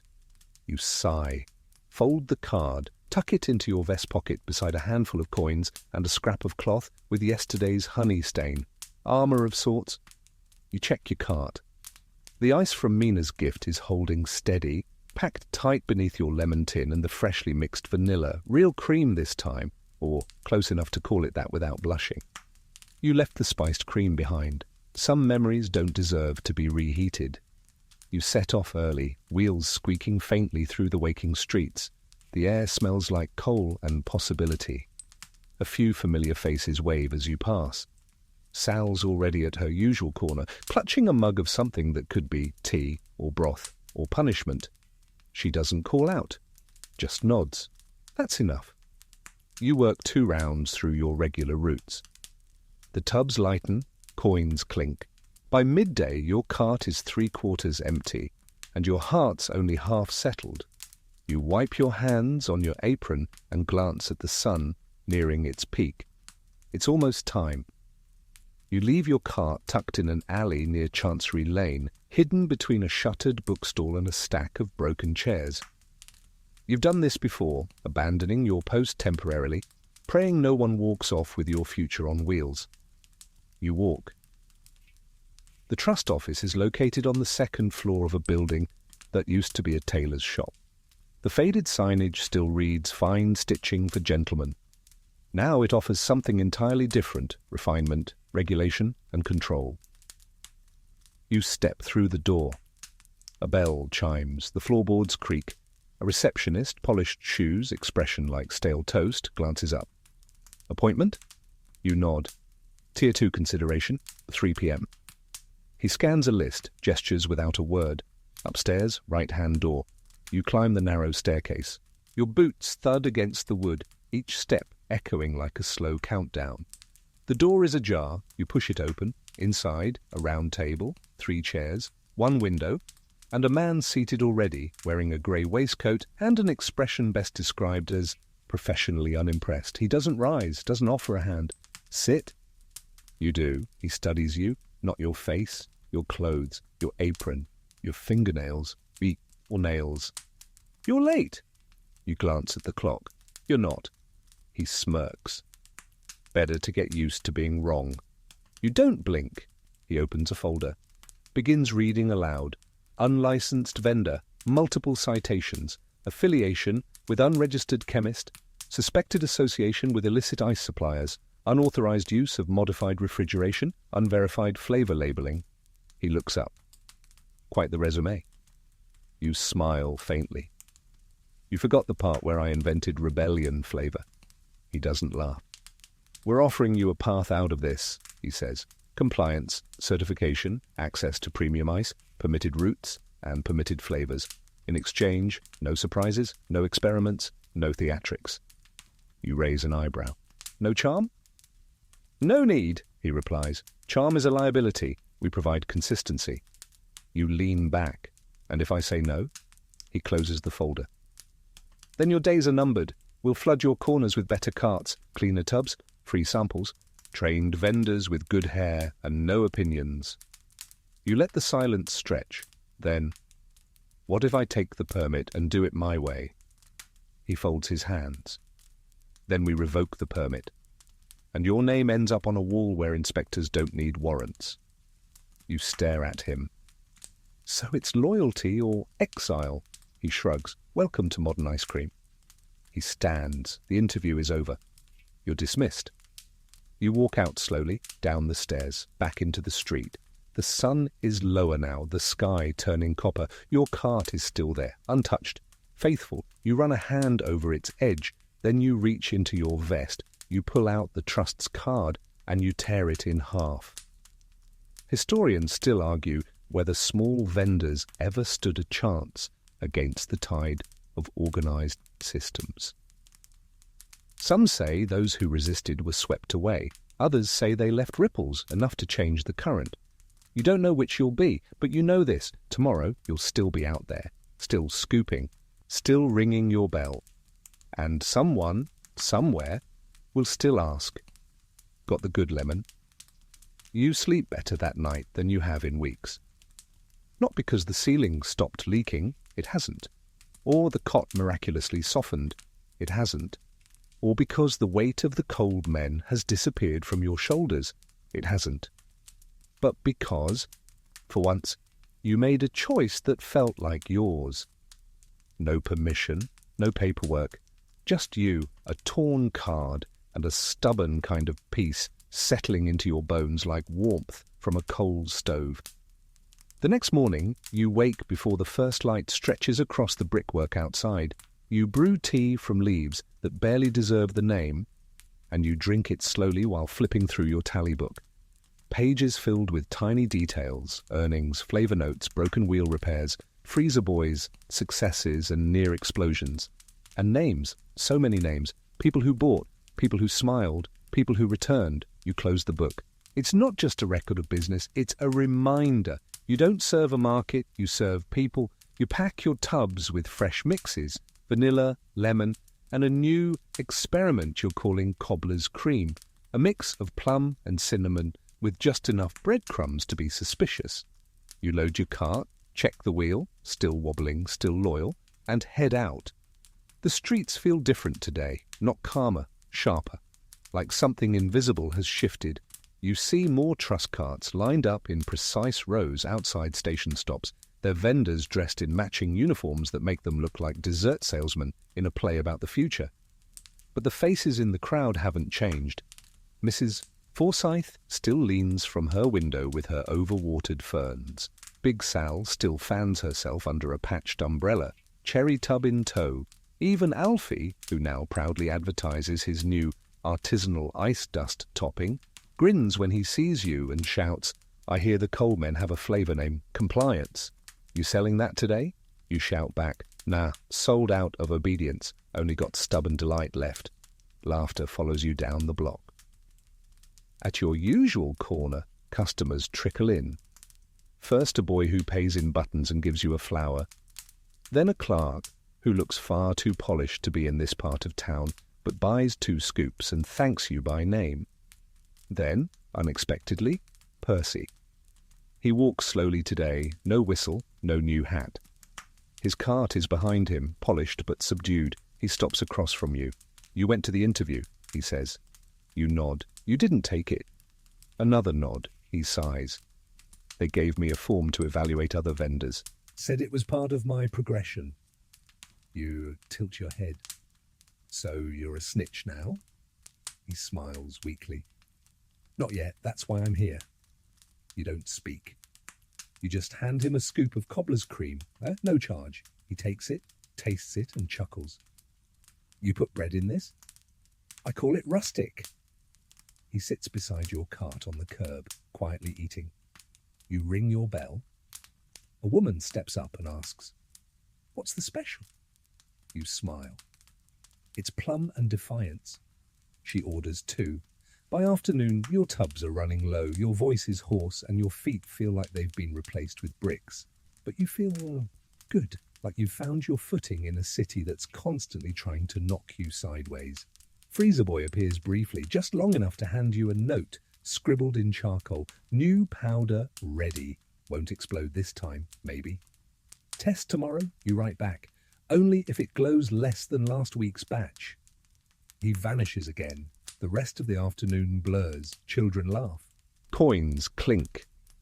The sun drops behind the rooftops, painting the street in honeyed gold. One woman tries your cobbler's cream and tears up. You don't ask why. You sell the last scoop to an old man who says nothing but taps his heart before walking away. You pack the empty tins and wipe the edges clean with your apron, now more stained than cloth. You sit on your cart, sip the last of your water, and breathe in the evening like it owes you something. Across the street, one of the truss carts is being hauled away by 2 workers in crisp shirts. No one stops them. No one waves. You don't know what happened. Maybe they didn't sell enough. Maybe they failed an inspection. Maybe they just quit. Either way, the space is open again. Sal wanders over and sits beside you, fanning her cheeks. "They're hollow, those carts," she says. "Shiny and cold, like an ice cream coffin." You nod. She adds, "You going to keep fighting?" You look around, at the street, at your cart, at your hands, sticky and sore and still stubborn. "I'm not fighting," you say. "I'm scooping. That's what I do." She grins. "Then scoop like hell, sweetheart." And you do. Tuesday begins with a sunrise too pink to trust.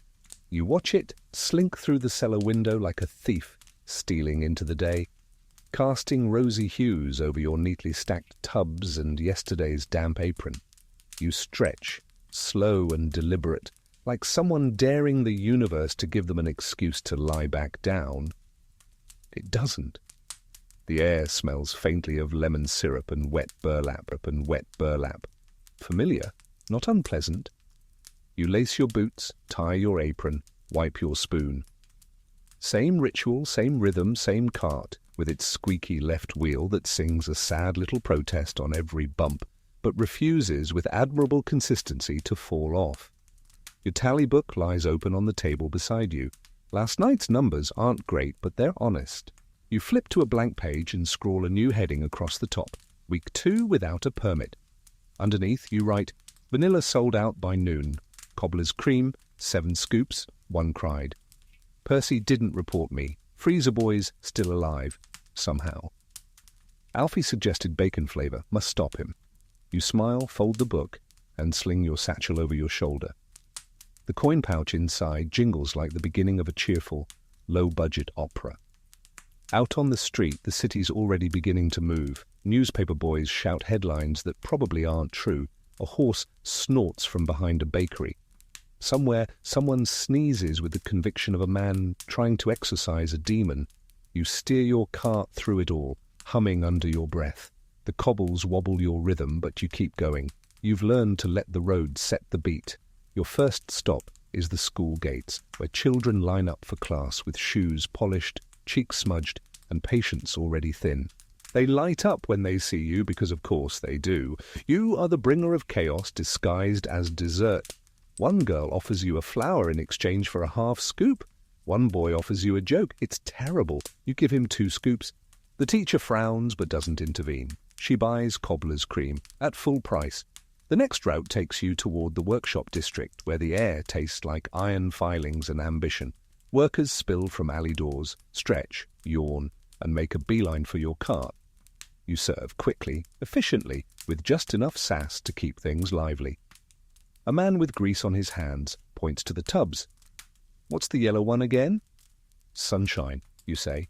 He squints. Lemon? Optimism. He shrugs. Same difference. Later, you roll past Percy. His cart is unattended, covered with a sheet. You glance around but don't see him. A small chalkboard propped up on one side reads, "Closed today." Thinking. You smile and move on. By mid-afternoon, the heat settles in. Not the kind that screams, but the kind that persists. The kind that melts your resolve one bead of sweat at a time. You find shade near an iron fence, set up shop, and ring your bell. The sound is softer now, worn thin, but still sweet. Customers come in a slow trickle. A seamstress buys a cone, says nothing, leaves you a thimble as a tip. A constable walks by, glances at your tubs, says, "Still unauthorized?" You nod. He shrugs and walks on. That's something. Freezer boy appears around 4 o'clock, panting, carrying a canvas bag that smells like vinegar and secrets. "I have it," he says. You blink. It? The final formula. You raise an eyebrow. Last time you said that, it turned my cart pink. This one's better, less alive. You let him install the small cooling pouch under your tin, just one, and only on the condition that it doesn't hum, glow, or speak Latin. He agrees it doesn't hum, at least not audibly. The result? The vanilla tin holds longer, the scoop doesn't sag. The air around it feels 3 degrees cooler. You give him a scoop of cobbler's cream as payment. He eats it while grinning at a wall. Across the street, 2 trussed carts line up perfectly, like a photograph of order. Their vendors wear matching bowler hats and sell from glass-covered tubs. Everything looks sterile, controlled. And then a child walks past them and comes to you. You recognize her. Chalky fingers, tired smile. The girl who once traded a drawing for lemon. She holds out a single coin. "Got the good stuff?" You grin. "Always." You serve her a scoop of vanilla. It's perfect today, creamy, firm, with just the right hint of rebellion. As she walks away, one of the trust vendors calls out, "We have samples." She doesn't turn around. You stay until the tubs are nearly empty, then pack your things and start rolling home. Historians still argue whether the street vendors of the late Victorian period were pushed out by regulation or if they evolved into something else entirely. Some disappeared, some joined the system, some, those few stubborn souls, stayed right where they were and made themselves impossible to erase. You think about that as you roll your cart down the alley. Behind your flat, tomorrow you'll be back. Same cart, same spoon, same smile. And if they try to push you again, well, you've got cobbler's cream, a rogue chemist, a faithful wheel, and a bell that still rings. Good luck to them. The next morning greets you not with dripping ceilings or crusty tea dregs, but with something much rarer in your world. A knock at the cellar door. You pause, spoon halfway through a lemon batch, and listen. Not the heavy knock of debt collectors or the rhythmic rap of neighborhood kids trying to barter buttons. This one is slow, deliberate, 2 knocks, then 3, just like the signal for the pudding club deliveries. You wipe your hands on your apron and creak the door open. Standing there, in all his slightly ruffled glory, is Percy. No cart, no whistle, no bowler hat. Just him, hair askew, eyes tired but alert. "You're up early," you say. "I didn't sleep," he replies. You tilt your head. "Finally worried your whipped almond foam would overthrow you in the night." He exhales a laugh, but it's thin. "I want out," he says. "Out of the trust." You blink. That was fast. "They offered me a promotion," he continues. "Said I could manage a district, oversee carts, set quotas." "That's terrible." "I know." You gesture for him to come in. He does, ducking under the low doorframe, glancing around your cramped little headquarters with the reverence of someone visiting a sacred ruin. "It's smaller than I imagined," he says. You raise an eyebrow. "This is a deluxe model. Comes with optional damp." You pour 2 mugs of reheated tea and sit at the table with him. He picks at the handle like it's made of porcelain. "They want me to report on you," he says finally. "Monitor you, record what flavors you make, who you sell to, how you handle your ice." You sip your tea. "And?" "I told them I'd think about it." You set the mug down. "Why?" He doesn't answer right away. Instead, he pulls something from his coat pocket, a folded scrap of paper, slightly charred at one edge. "I found this behind the trust office. Burn bin. Probably not supposed to still be legible."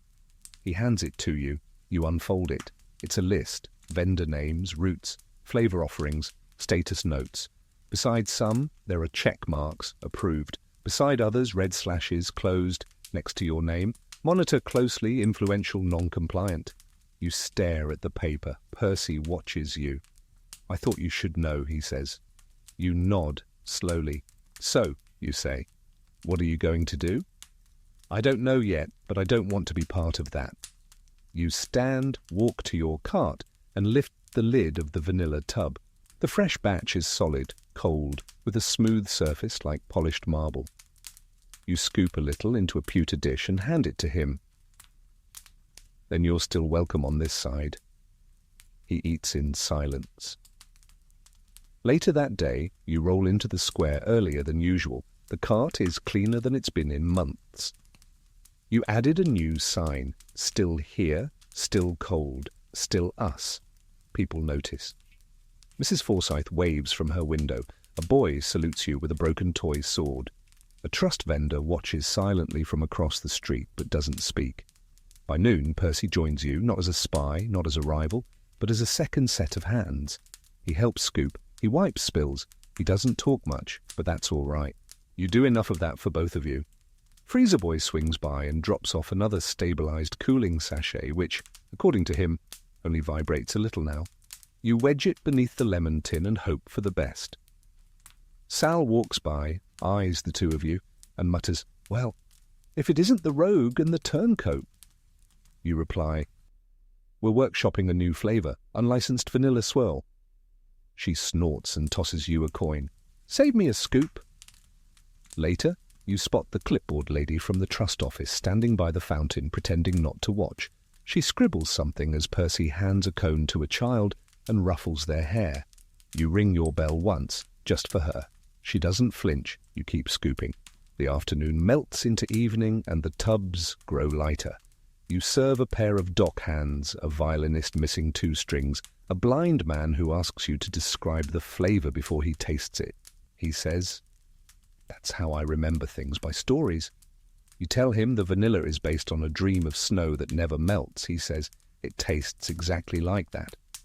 Historians still argue whether the street vendors of London's frozen age were brave or foolish, whether they clung to tradition or carried its torch into a world that was changing faster than anyone could scoop. You're not interested in arguing. You're interested in serving, And today, like yesterday, like tomorrow, you did. You finished the day with aching arms and a nearly empty tin. You roll home with Percy trailing behind, not as an assistant, but as something closer to kin. You pass the depot, still closed. You pass the trust cart, still glossy. You pass your favourite alley, where a chalk drawing of your cart now lives on the wall, small but detailed. Someone added your bell. You stop. You stare, you smile, you ring the real one, and keep walking. The chalk drawing lingers in your thoughts all night. It's not the artistry. It's good, but not gallery-worthy. It's the idea of it. Someone saw your cart, your crooked bell, your one working wheel, and thought that belongs on a wall. You've become part of the city's unofficial folklore, like the one-eyed barber of East Finchley or the cat who commutes. In the cellar, you stare at the tally book. You think about adding a new column, public art mentions. One, instead you just add vanilla, my snow dream, must remember that. In the morning, you change up your flavour lineup. The vanilla stays, it's too steady to abandon, but lemon takes a break. You replace it with something bold, blackcurrant bramble, which sounds like it got into a fistfight with a hedgerow. You also debut a small sign on the front of your cart. New flavour suggestions welcome. Bribes accepted. By the time you reach the square, the city is already sticky and slow, the kind of heat that softens shoe leather and shortens tempers. But you're early, and early means prime corner real estate. You stake out your spot under the overhang beside the old bakery ruins, just enough shade to keep your tubs from dreaming of soup. Percy joins you 10 minutes later, a small notebook in his hand. "I've started a list," he says, setting it down. You glance at it. It reads, "Slogans that won't get us fined. Scoop free or die. Churn, baby, churn. Cold, bold, uncontrolled. Your compliance has no flavour." You laugh so hard you nearly drop a tin. "We could embroider these on aprons." "I was thinking banners," he replies. The crowd today is slow but steady, mostly regulars, some newcomers, a few curious faces who glance between your scrappy cart and the nearby trust vendor's gleaming monstrosity and choose you. Why? Maybe it's the smile. Maybe it's the fact that you look like you actually taste the things you sell. Maybe it's because Percy accidentally stuck a sticker on the side of your cart that says, "No artificial joy." You leave it there. A young woman approaches, cradling a notebook like it's fragile. "Excuse me," she says. "Are you the man who sells flavours based on emotions?" You blink. What?" She opens her notebook, revealing a sketch of your cart, labelled with poetic annotations. Vanilla, Kias, quiet longing. Lemon, Kias, reckless youth. Blackcurrant, defiance soaked in sugar. You stare. She blushes. "Sorry, I taste in metaphors. You're the only vendor who makes things that match." You offer her a scoop on the house. She leaves you with a drawing of Percy juggling scoops labelled anger, hope, and a really good Wednesday. You pin it inside your cart. Around midday, Sal storms over from across the square. "You seen Alfie?" she barks. "No, why?" "He's gone rogue." "Define rogue." "He's selling hot ice cream." You stare. "That's just soup." "No," she cries. "It's some kind of experimental nonsense. He calls it temperatureless delight. Says it tastes cold but burns your soul." You blink. "Is it selling?" "Sold out." You sigh. You sigh. We may need to talk to him. Later, as the sun slouches behind the rooftops and the last scoop of blackcurrant bramble melts into history, Percy leans on the cart and says, "We should start a guild." You pause. "Like a secret society?" "No, like a real one, a union or a league or an association of flavour rebels." You roll your eyes. "You want bylaws?" "I want backup," he says. "So if the trust ever decides to come down hard, we're not just a bunch of solo carts squeaking into oblivion." You nod slowly. "Might work. Might even scare them." "Think Sal would join?" "She'd run it." You spend the evening sketching plans on a torn-up crate lid, ice-sharing routes, flavour swaps, underground tub workshops, meeting signals. Percy insists on secret knocks. It feels ridiculous. It also feels real. Historians still argue whether the ice cream vendor resistance actually existed, or if it was just a myth passed between carts on hot days and long nights. Some say there were passwords, tunnels, encrypted recipes. Others say it was just 3 vendors and a shared dream. You don't care what they say because you're here. Now, scooping, planning, laughing. And tomorrow you'll be back with vanilla, bramble, and something new, maybe disobedient raspberry. You'll think of a better name, probably. The next morning brings fog, thick and wet like soup you didn't ask for. It hangs low over the cobbles, softening the sharp edges of the city and muffling the usual chaos into a dreamy kind of hush. Your footsteps squelch, the cart creaks, the bell chimes, but even it sounds bashful today. You wrap your scarf tighter and whisper to the cart, "Let's make them earn their scoops. Today's new flavour, disobedient raspberry." The name stuck. Percy insists it should have been Rogueberry, but he lost the vote, mostly because Sal threatened to quit the yet-to-be-formed guild if the name sounded like a fruit wearing a top hat.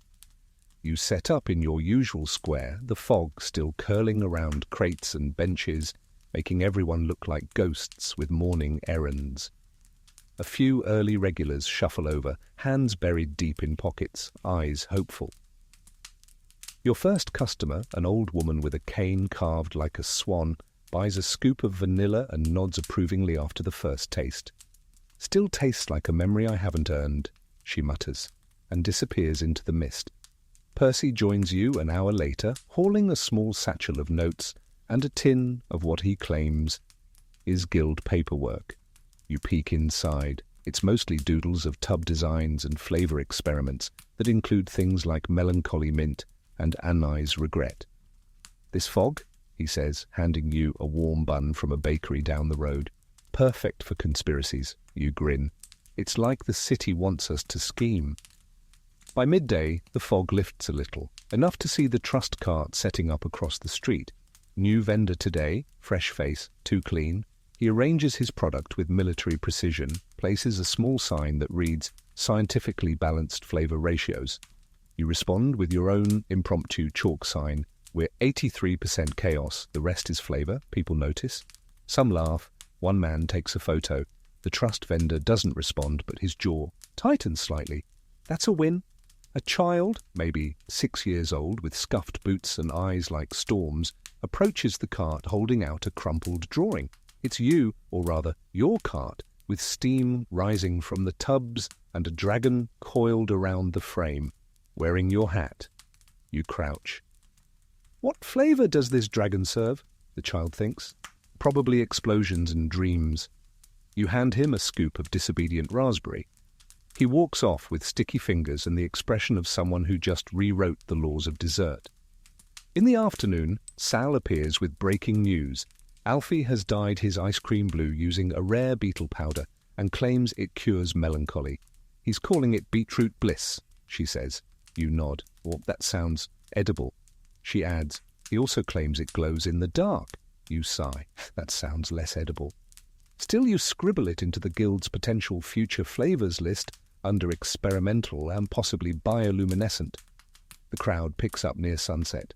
Workers with tired eyes, lovers walking close, students trading coins and questions. You serve them all, one scoop at a time, offering cold comfort to the chaos of the day.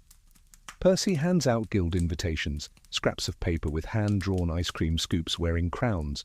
You've officially named it the Fellowship of the Spoon. Everyone who gets one is sworn to secrecy, or at least to humour. Freezer Boy shows up after dusk with what appears to be a tin of licorice-coloured slush. "No name yet," he says. "Might induce sleep, or invincibility. Could go either way." You decide to test it never. As the carts begin to pack up, Percy leans on the edge of yours. "Think we're making a dent?" You look around. The fog has lifted. The city glows with gaslight reflections. Across the square, the trust vendor has packed early. He served fewer people than you. "I think," you say, "we're making something harder to erase." He nods. That night, back in the cellar, you add a new page to the tally book. Guild activity log members today. 5 new flavor approved. Disobedient raspberry signs deployed. 2 spontaneous child artwork. 1 trust cart surrender rate 50%. At the bottom, you write, still scooping, still stubborn. Still here. Historians still argue whether the Fellowship of the Spoon actually formed a network or simply became a myth to comfort the last of the independent vendors. Some claim the name was coined decades later by nostalgic writers. But a handful of ledgers, faded syrup-stained, contain doodles, tallies, and sign-up sheets. They suggest something real. You know better. You were there. You rang the bell. You scooped the dream. You wake before dawn to a sound you don't recognize. It's not the usual drip or scrape or distant horse clip-clop. It's humming, mechanical, purposeful. You sit up, blearily, wondering if Freezer Boy's experiments finally sprouted legs and decided to wander. But no, this is coming from outside. You climb the stairs, open the upper door, and peer out into the pre-light blue. Down the street, silhouetted by flickering gas lamps, you see a caravan of wagons, trust wagons, moving in eerie silence except for that low, mechanical drone. Their carts don't squeak, their drivers don't speak. It's a mobile deployment. They're expanding. You sigh, not out of fear, out of exhaustion. They just never stop. You light the lamp in your cellar and begin your morning routine. Hands in cold water, spoon polished, apron tied, a new tub prepped. Today's invention, cracked custard. A rich yellow swirl with brittle shards of burnt sugar folded through. Percy wanted to call it sweet defiance. You overruled him gently. You roll the cart out while the city's still yawning. The streets are slick with early dew. Bakery ovens exhale their sweet warnings. You pass one trust cart already set up outside a chemist's shop, serving caffeine-infused fudge ice. You try not to roll your eyes. At the square you claim your corner, but something's off. The stones feel colder, the crowd is slower to form. You chalk it up to midweek malaise until Percy arrives with a face that screams urgent exposition. They're opening a trust kiosk in the centre of the square, he says, breathless. A what? A permanent cart. Fixed. Brass-plated. Built-in refrigeration. Paid by the city. You stare at him. They're settling in. He nods. You glance around. Some vendors are whispering, others are staring at a spot, cordoned off with red ribbon and velvet rope, as if it's a crime scene, which in a way it is. They start serving tomorrow, Percy says. Free samples for a week, full stock after that. You lean on your cart and exhale. They're trying to freeze us out. Percy doesn't argue. You tap the side of your cart. Then let's get warmer. And that's the tone of the whole day. You ring your bell with extra flair. You tell stories with every scoop, how vanilla was the secret ingredient in a 17th century elopement, how lemon ice once saved a magistrate from gout, how your new cracked custard was inspired by the sound of Percy breaking a sugar jar last week and trying to blame it on a squirrel. Customers love it. You sell out of raspberry before noon. Freezer Boy arrives, sniffing the air like a truffle pig. I smell institutional blandness, he mutters. We must counter. He leaves and returns 20 minutes later with a handbill. It reads, 1 scoop, 1 story. Support your local vendor.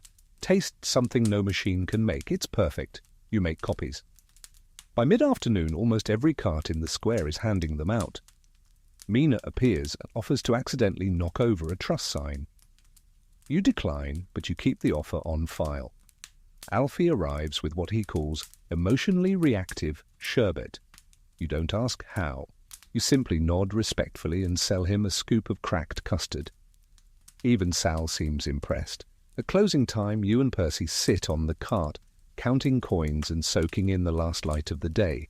The velvet-roped kiosk looms silently nearby. It's not open yet, but it already casts a long shadow.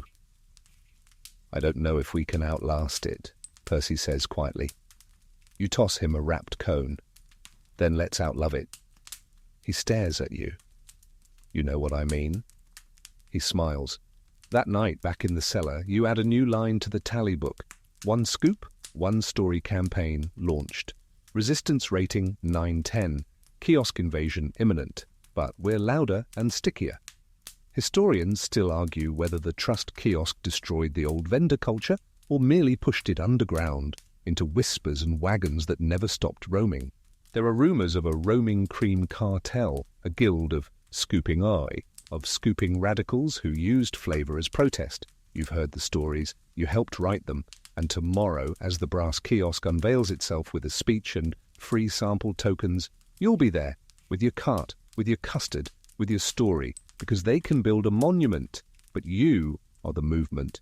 You arrive before sunrise on the day the trust kiosk opens, just to see it in the raw morning light. The thing looks like someone melted down a bank vault and rebuilt it into a dessert shrine. It's covered in polished brass panels, filigree scrollwork, and some kind of steam-powered cooling system that puffs little clouds of condensation at exact 5-minute intervals. It hums. Of course it hums. You set up your cart at the same corner as always. You don't move, not an inch. The kiosk stands in the centre of the square like a golden threat, but you keep your little cart right where it's been since the day you started. Squeaky wheel, crooked sign and all, you ring your bell once. Across the square, a trust employee steps onto a small raised platform in front of the kiosk, adjusts their bowler hat, and begins to speak into a cone-shaped amplifier. Welcome, citizens. Today marks a new chapter in culinary hygiene and urban dessert standardization. You hear someone cough into their sleeve to cover a snort. Could have been Percy, could have been Sal, could have been divine intervention. The speaker continues, the trust is proud to present the ice vault, regulated, inspected, approved. A few polite claps. You ring your bell again, louder. A child walks past the kiosk without stopping and comes straight to you. What's the special today? You smile. Cracked custard. She hands over 2 coins. You give her a scoop. Is it true you made this flavour because someone broke a sugar jar? You glance at Percy, who pretends to examine a crack in the pavement. Absolutely, you say. More people trickle toward your cart. Then a few more. Meanwhile, the trust hands out free samples from behind glass panels. Their vendors wear matching gloves and repeat phrases like, please enjoy this flavour synergy, and complimentary for compliant citizens. You write a new sign, no gloves, no glass, no guilt, just joy. You pin it to the side of your cart with a bent spoon. Around midday, you notice a familiar figure hovering near the kiosk, the clipboard lady from the trust office. She's watching you, making notes. Again, her expression is unreadable, like she's trying to calculate whether you're an anomaly or a nuisance. Percy steps beside you. She's seen everything today. Good. She might shut us down. Better. He nods. Just then Freezer Boy arrives, not with a new formula but with a violin. Thought we needed ambience, he says. He starts to play. Badly, very badly, but loudly. The sound is thin, sharp, and oddly emotional. It cuts through the square like a cat's protest, but it draws a crowd. You lean into it. You hand out scoops of cracked custard to the beat of his screeching strings. You announce flavour stories mid-chorus. You tell one couple that the custard cracks because it's recovering from heartbreak. They both buy cones. You tell an older man that the blackcurrant is inspired by a flavour you once dreamed about but couldn't recreate. He stares at the scoop as if it contains a memory. By afternoon, the trust kiosk has a line, but so do you. The difference? Yours is laughing. Mina shows up late in the day and hands you a folded napkin with a doodle on it. A sketch of the kiosk with devil horns and the caption, "Flavour is not a crime." You tape it to your cart. Sal arrives just before sunset, arms crossed, watching the lines. Well, she says, it's shiny. You nod. Got soul, though? Nope. She smirks and orders a scoop. You give her 2. As the sun begins to drop behind the rooftops, a trust vendor, one of the new ones, barely shaving, walks over. He looks at your cart, then at you. Permission to taste? You offer him a spoon of custard. He takes it. He doesn't speak, just nods, and walks away slower than he arrived. Later, as you and Percy pack up, the fog begins to return, soft, curling through the square like a blanket tucked in by fate. You feel tired, your shoulders ache, but there's a fire in your chest. I think, Percy says, we survived opening day. You correct him. We won opening day. That night, in the cellar, you update the tally book. Ice vault opened. Lines formed, but so did stories. Free samples, 200. Real scoops, 87. Laughs, 43. Tears, good kind. 3. Clipboard glares, 1 extra sharp. Historians still argue whether the vendors of that square were driven out by metal and money, or whether they simply learned to dig in, like weeds in a crack no empire could patch. The kiosk was permanent, but so were you, the cart, the bell, the taste of something that wasn't approved but belonged. The fog stays all night, wraps the city in a damp hush, like it's trying to muffle bad news before it's said aloud. You rise slowly, joints stiff, boots reluctant, but your mind already spinning. You dreamt about a cart last night, but it wasn't yours. It was the kiosk, except it had arms and legs and was chasing you through alleyways, shouting compliance or death in a voice that sounded suspiciously like Percy doing Shakespeare. You don't tell him that, of course.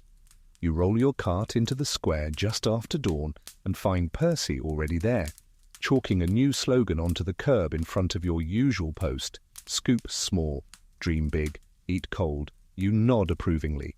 Then you see it, a trust official standing beside the kiosk, clipboard tucked under one arm, chatting with the vendor from yesterday, the baby-faced one who tried your custard. He's nodding along, eyes lowered. Not happy, not comfortable. Clipboard lady is back too. She's not writing, just watching. Again.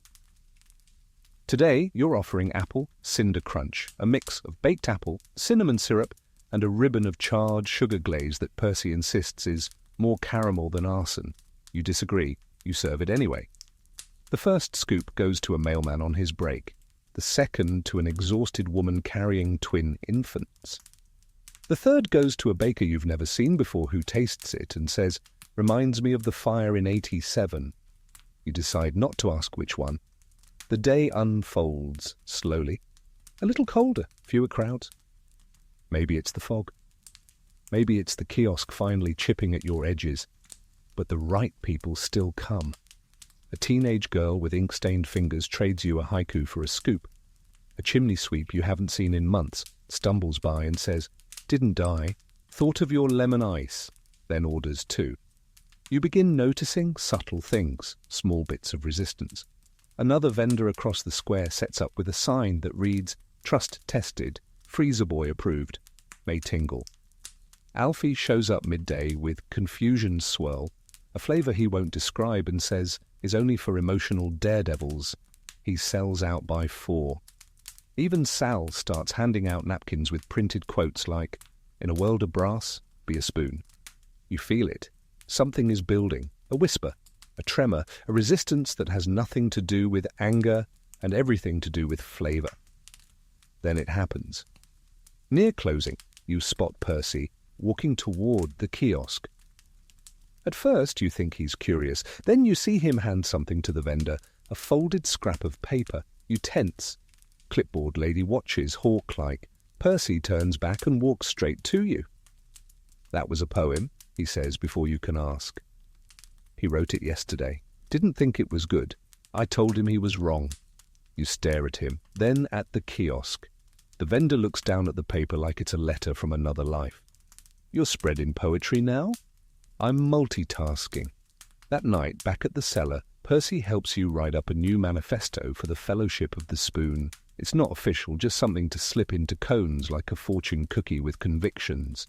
You keep it short. We are flavour, we are memory, we are not asking for approval, we're scooping anyway. You print it by hand, a dozen copies, then 20, then 50. Tomorrow, you'll give them out with every order, because this isn't just dessert.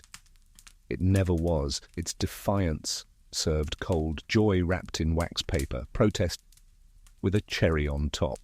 Historians still argue whether these manifestos were ever really passed around, or if they were invented later by romanticizers and memoirists.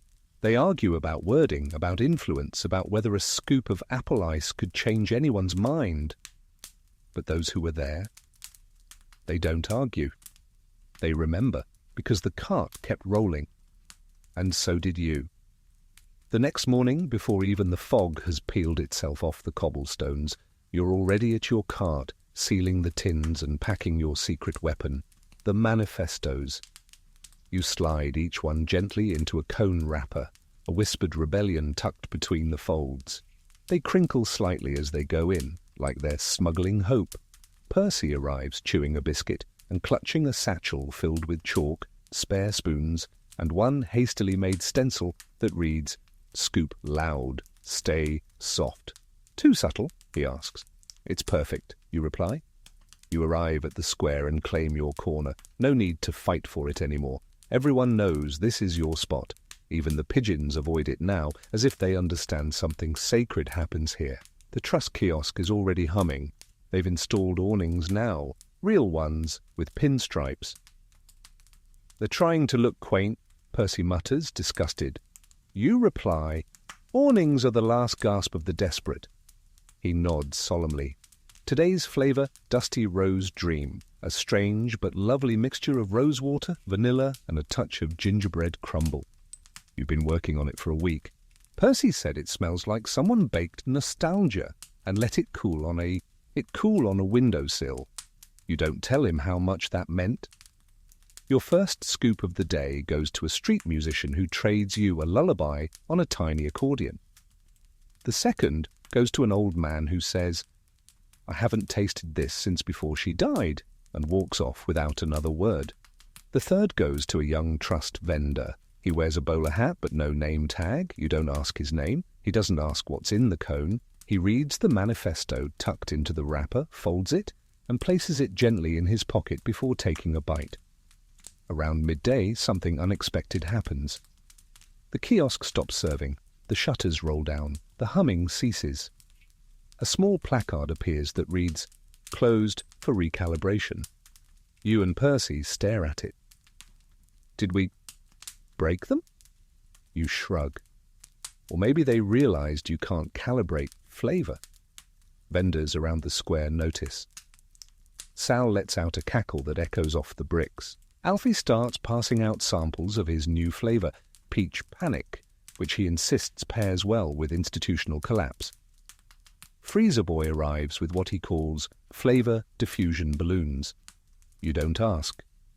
You simply watch them float up into the air, slowly releasing a faint scent of cinnamon and ambition. By evening, a small group of people gathers not for ice cream, but just to talk. They read the manifestos aloud. They recite poems someone chalked near the fountain. A boy recites, "Taste is the memory of touch, on a tongue too tired to lie." You don't know who wrote it. You ring your bell once, softly, and you serve. You scoop Dusty Rose Dream until the tub's gone. Then you offer cracked custard, then blackcurrant, then whatever's left in the tins. You give out extra manifestos, one per person, no repeats. Everyone gets a piece of something that matters. One woman comes back and whispers, "I didn't even want ice cream. I just wanted to feel like someone knew something good again." You give her the last scoop. As night falls, the kiosk remains dark. You and Percy sit on the edge of the cart, legs dangling. Freezer Boy fiddles with a mechanical spoon that won't stop vibrating. "I think," Percy says, "we're past resistance." You glance at him. "Then what's next?" he thinks. "Resonance." You stare out across the square, at chalk slogans, at kids licking cones while perched on barrels, at grown men quoting poems about caramel and hope. Yeah, maybe resonance is right. Historians still argue whether the trust kiosk closure was due to internal tech failure, regulatory backlog, or quiet sabotage. The reports vary. The files are lost, but the vendors remember, and those who held manifestos with sticky fingers, they remember too, because you didn't just scoop dessert, you scooped meaning and gave it away for free. The square feels different now, not just the air, though it's lighter, but the rhythm, as if the bricks themselves have taken a breath, as if even the stubborn old kiosk, still shuttered and silent, has accepted its place as background noise in a story it tried to hijack. You show up a little later than usual today, on purpose, just to see what happens. And what happens is beautiful. Sal's already serving scoops of something green and glittery. Alfie's chalked a cartoon manifesto on the curb, featuring two spoons fencing under a moon.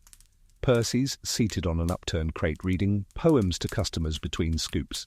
Mina has started drawing caricatures of passers-by in exchange for flavour confessions, their childhood's favourite ice cream, their secret late-night craving. You don't even ring your bell at first. You just take it in. Then you step up behind the cart and lift the lid to reveal today's flavour, Midnight Cinnamon Whisper. A cool, creamy base with a swirl of dark molasses and dustings of ground clove. You don't advertise it. You wait for someone to ask. It doesn't take long. A woman in her 60s, wearing a long coat with frayed cuffs and eyes that look like they've read too many newspapers, leans in and says, "What's the quietest flavour you have?" You nod once. Hand her a scoop. She closes her eyes, tastes, doesn't speak, just sets down a silver coin and walks away slower than she arrived. Later, a boy approaches with nervous energy and a pigeon on his shoulder. "She says I can't afford it," he mutters, nodding toward the bird. "But I've got this." He hands you a torn page from a journal. On it is a drawing of your cart. Above it, the words, "This cart is where the good stories hide." You hand him 2 scoops. Across the square, the trust kiosk remains closed. Clipboard lady hasn't shown in days. No more officials, no more announcements, only pigeons roosting on its awning. You lean on the cart and glance toward Percy.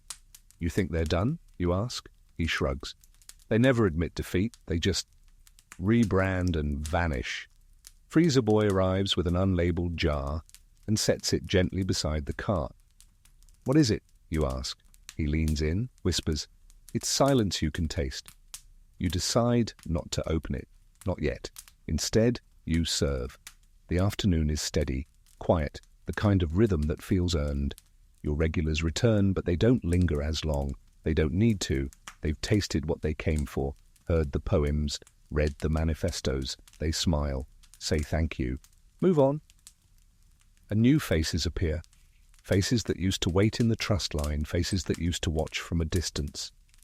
One man says, "I always thought this was just nostalgia, but it's better, it's warmer." Another woman says, "You don't just give us dessert, you give us permission. You don't need to ask what for." Near sunset, Percy sketches something on the back of an old napkin. A spoon, a scoop, a heartbeat. "Logo," he offers. You tape it to the cart. Later, as the gas lamps flicker on and the last of the Midnight Cinnamon Whisper melts into the bottom of the tin, you spot someone unfamiliar. Tall, straight-backed, crisp coat. Looks military, but not in uniform. He steps up to the cart and asks, "Are you the one who started the resistance?" You blink. "The one who started scooping?" "Sure." He stares a moment longer, then smiles, small, tired. "My daughter gave me one of your manifestos," he says. She taped it to the fridge. You hand him the final scoop. He doesn't speak again. He just eats, slowly, carefully. And then he disappears into the evening. Historians still argue whether the fall of the trust kiosk was truly caused by vendor rebellion or simply a shift in public taste. Some say it was a movement. Some call it a footnote. Others dismiss it as the last gasp of old-world artisan stubbornness. But those who tasted the silence, they remember, you remember, because your card isn't just a relic. It's a bell that still rings, even when no one's listening. By now you've stopped checking the kiosk. It's there, sure, still brass, still shuttered, still humming faintly as if it's trying to remember what it was supposed to do. But it's no longer the center of attention. It's a curiosity now, a monument to a moment that passed it by. You, however, you keep scooping. Today's flavor is one you nearly forgot. Maple Dust Reverie, a blend of maple syrup, powdered cinnamon, and a hint of walnut crumble. It tastes like a walk through crunchy leaves and letters from someone you used to miss. It's soft, earthy, thoughtful. The square receives you like an old friend.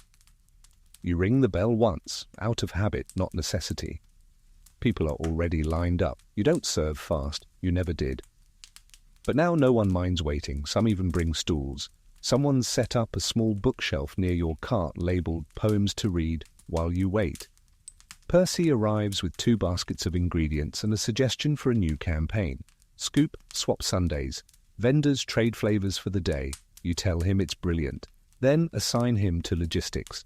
Sal brings a hand-painted banner that says the cold front and insists on stringing it across the square. You approve. Alfie rolls in his cart, newly retrofitted with gears that make absolutely no difference and a steam whistle that blows every time someone tips. You give him a scoop just for showing up. Someone's left a bouquet of melting ice cream cones near the base of the kiosk. Each cone has a note pinned to it. Too perfect to trust. Flavour isn't sterile. I came back to you. You don't know who wrote them. You don't have to. By late morning, 2 children show up with a hand puppet named Captain Lick and perform a dramatic reenactment of the Great Scoop Rebellion. It involves sock puppets, paper hats, and a lot of yelling about cinnamon injustice. You laugh so hard you forget to stir the maple dust tub. Freezer Boy arrives not with a flavour but a book. A real one, bound and printed. The title reads, We Scoop Anyway, Fragments from the Ice Cream Front. You flip it open. Page after page of collected vendor notes, flavour descriptions, street poems, even chalk slogans transcribed with loving precision. How did you... He shrugs. Listened, watched, wrote. People wanted to help. You set it on the cart for all to see. Around noon, clipboard lady appears. For a moment, everything pauses. Vendors glance up. Customers stop mid-bite. The wind dares not blow. She walks to the kiosk, places a folded letter on its shuttered window. Then she turns around and comes to your cart. I was wrong, she says. You say nothing, she adds. It wasn't about cleanliness, it was about control. Still, you wait. She reaches into her coat and pulls out a spoon, a wooden one. She holds it out to you. I'd like to try the maple. You serve her a scoop. No charge. She tastes, breathes, closes her eyes. And then she leaves. No notes, no clipboard, just silence. The square exhales. Later that day, you post the letter from the kiosk on the side of your cart. You don't share its contents, but you do underline one line and let it pee. Let it peek out. Let the bells ring. The rest will melt. Historians don't argue about this part, because they all agree that was the day the trust left for good. Not with a press release, not with a scandal, but with a scoop and a spoon. It's been a month since the kiosk shut for good. No more humming, no more brass gleam in the morning light. Someone finally wheeled it away one night, silent as snowfall. No announcement, no farewell, just gone. And now, in its place, a flower cart, tulips mostly, run by a man with a soft voice and an impressive collection of handkerchiefs. He gives out posies with handwritten quotes tucked into their stems. One of them, you notice, reads, We scoop anyway. Today you arrive just a little later, not because you're tired, but because you trust the rhythm now. You trust the other carts, the crowd, the joy. You've taught the city how to wait. Your cart squeaks into place beside the bench you've claimed by osmosis. Percy's already there, spoon in mouth, flipping through a small book of flavour drafts. You glance at the day's tub, last light lavender, cream and floral with a whisper of citrus, a flavour made for dusk, for soft goodbyes and kinder mornings. The square is alive with laughter, clinks, footsteps, and the occasional splorch of dropped scoops. No one curses. They just shrug, scoop it up with a napkin, and try again. Children run past with chalk-dusted hands. One stops to scrawl a scoop-shaped sun on the paving stones. She looks up at you and says, You're in all our drawings now. You bow. Sal delivers a tin of Fig and Thunder, winks, and vanishes. Alfie tries to trade you for a copy of his new autobiographical flavour called Ego Ripple. You politely decline. Percy unveils a secret he's been working on, a map, not just of vendors, but of stories, where certain flavours first appeared, where manifestos were shared, where someone proposed with a cone in hand, its sprawling, messy and brilliant. You tack it onto the cart. Midday turns to golden hour. The crowd thins. The sky turns the colour of lavender milk and marmalade. You ring the bell once, a soft, final chime for the day. And then a hush. Not silence, just stillness, the kind that falls when everyone knows they've been part of something real, something that mattered, even if it started with nothing more than cold cream and stubbornness. You serve your last scoop to a woman who whispers, "I brought my granddaughter. She's heard the stories. She wanted to see if you were real." You smile. "I'm still scooping," she smiles back. "Then it's real enough." The wind picks up, and someone starts playing a flute in the corner. Badly, probably Freezer Boy. You don't stop him. You wipe down the cart, tap the corners, check the latches. You lean back, look out at your city, the cracked streets, the chalked stones, the flicker of lamps warming into night. You whisper, "We made it." And beside you, Percy answers, "Still here." And now, as the square dims and the cobblestones cool beneath a sleepy sky, you find yourself slowing just a bit more with every passing breath. The crowd has faded, the laughter softened into memory. Even the pigeons have retired, their day's errands complete. The shutters are drawn. The gas lamps glow. A gentle hush blankets the city like a warm, worn quilt. You sit beside your cart, your hands resting gently on the wooden frame. No more scoops to serve, no more chalk to write. Just the hum of night beginning its slow descent. In the distance, someone hums a lullaby. Off-key, yes, but full of something better than perfection. Contentment. You take a deep breath. The scent of lavender lingers faintly in the air. A breeze stirs the edges of the map Percy drew, flapping it once like a tired flag, saluting the end of a gentle revolution. You close your eyes. Let it all wash over you now, the sound of that final bell, the feeling of handing over a cone, the warmth of a stranger's smile.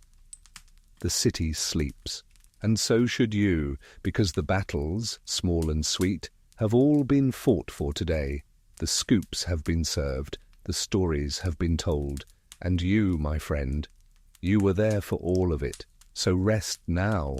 Let the cobblestones carry your dreams. Let the night hold you. Let the cold fade and the warmth remain.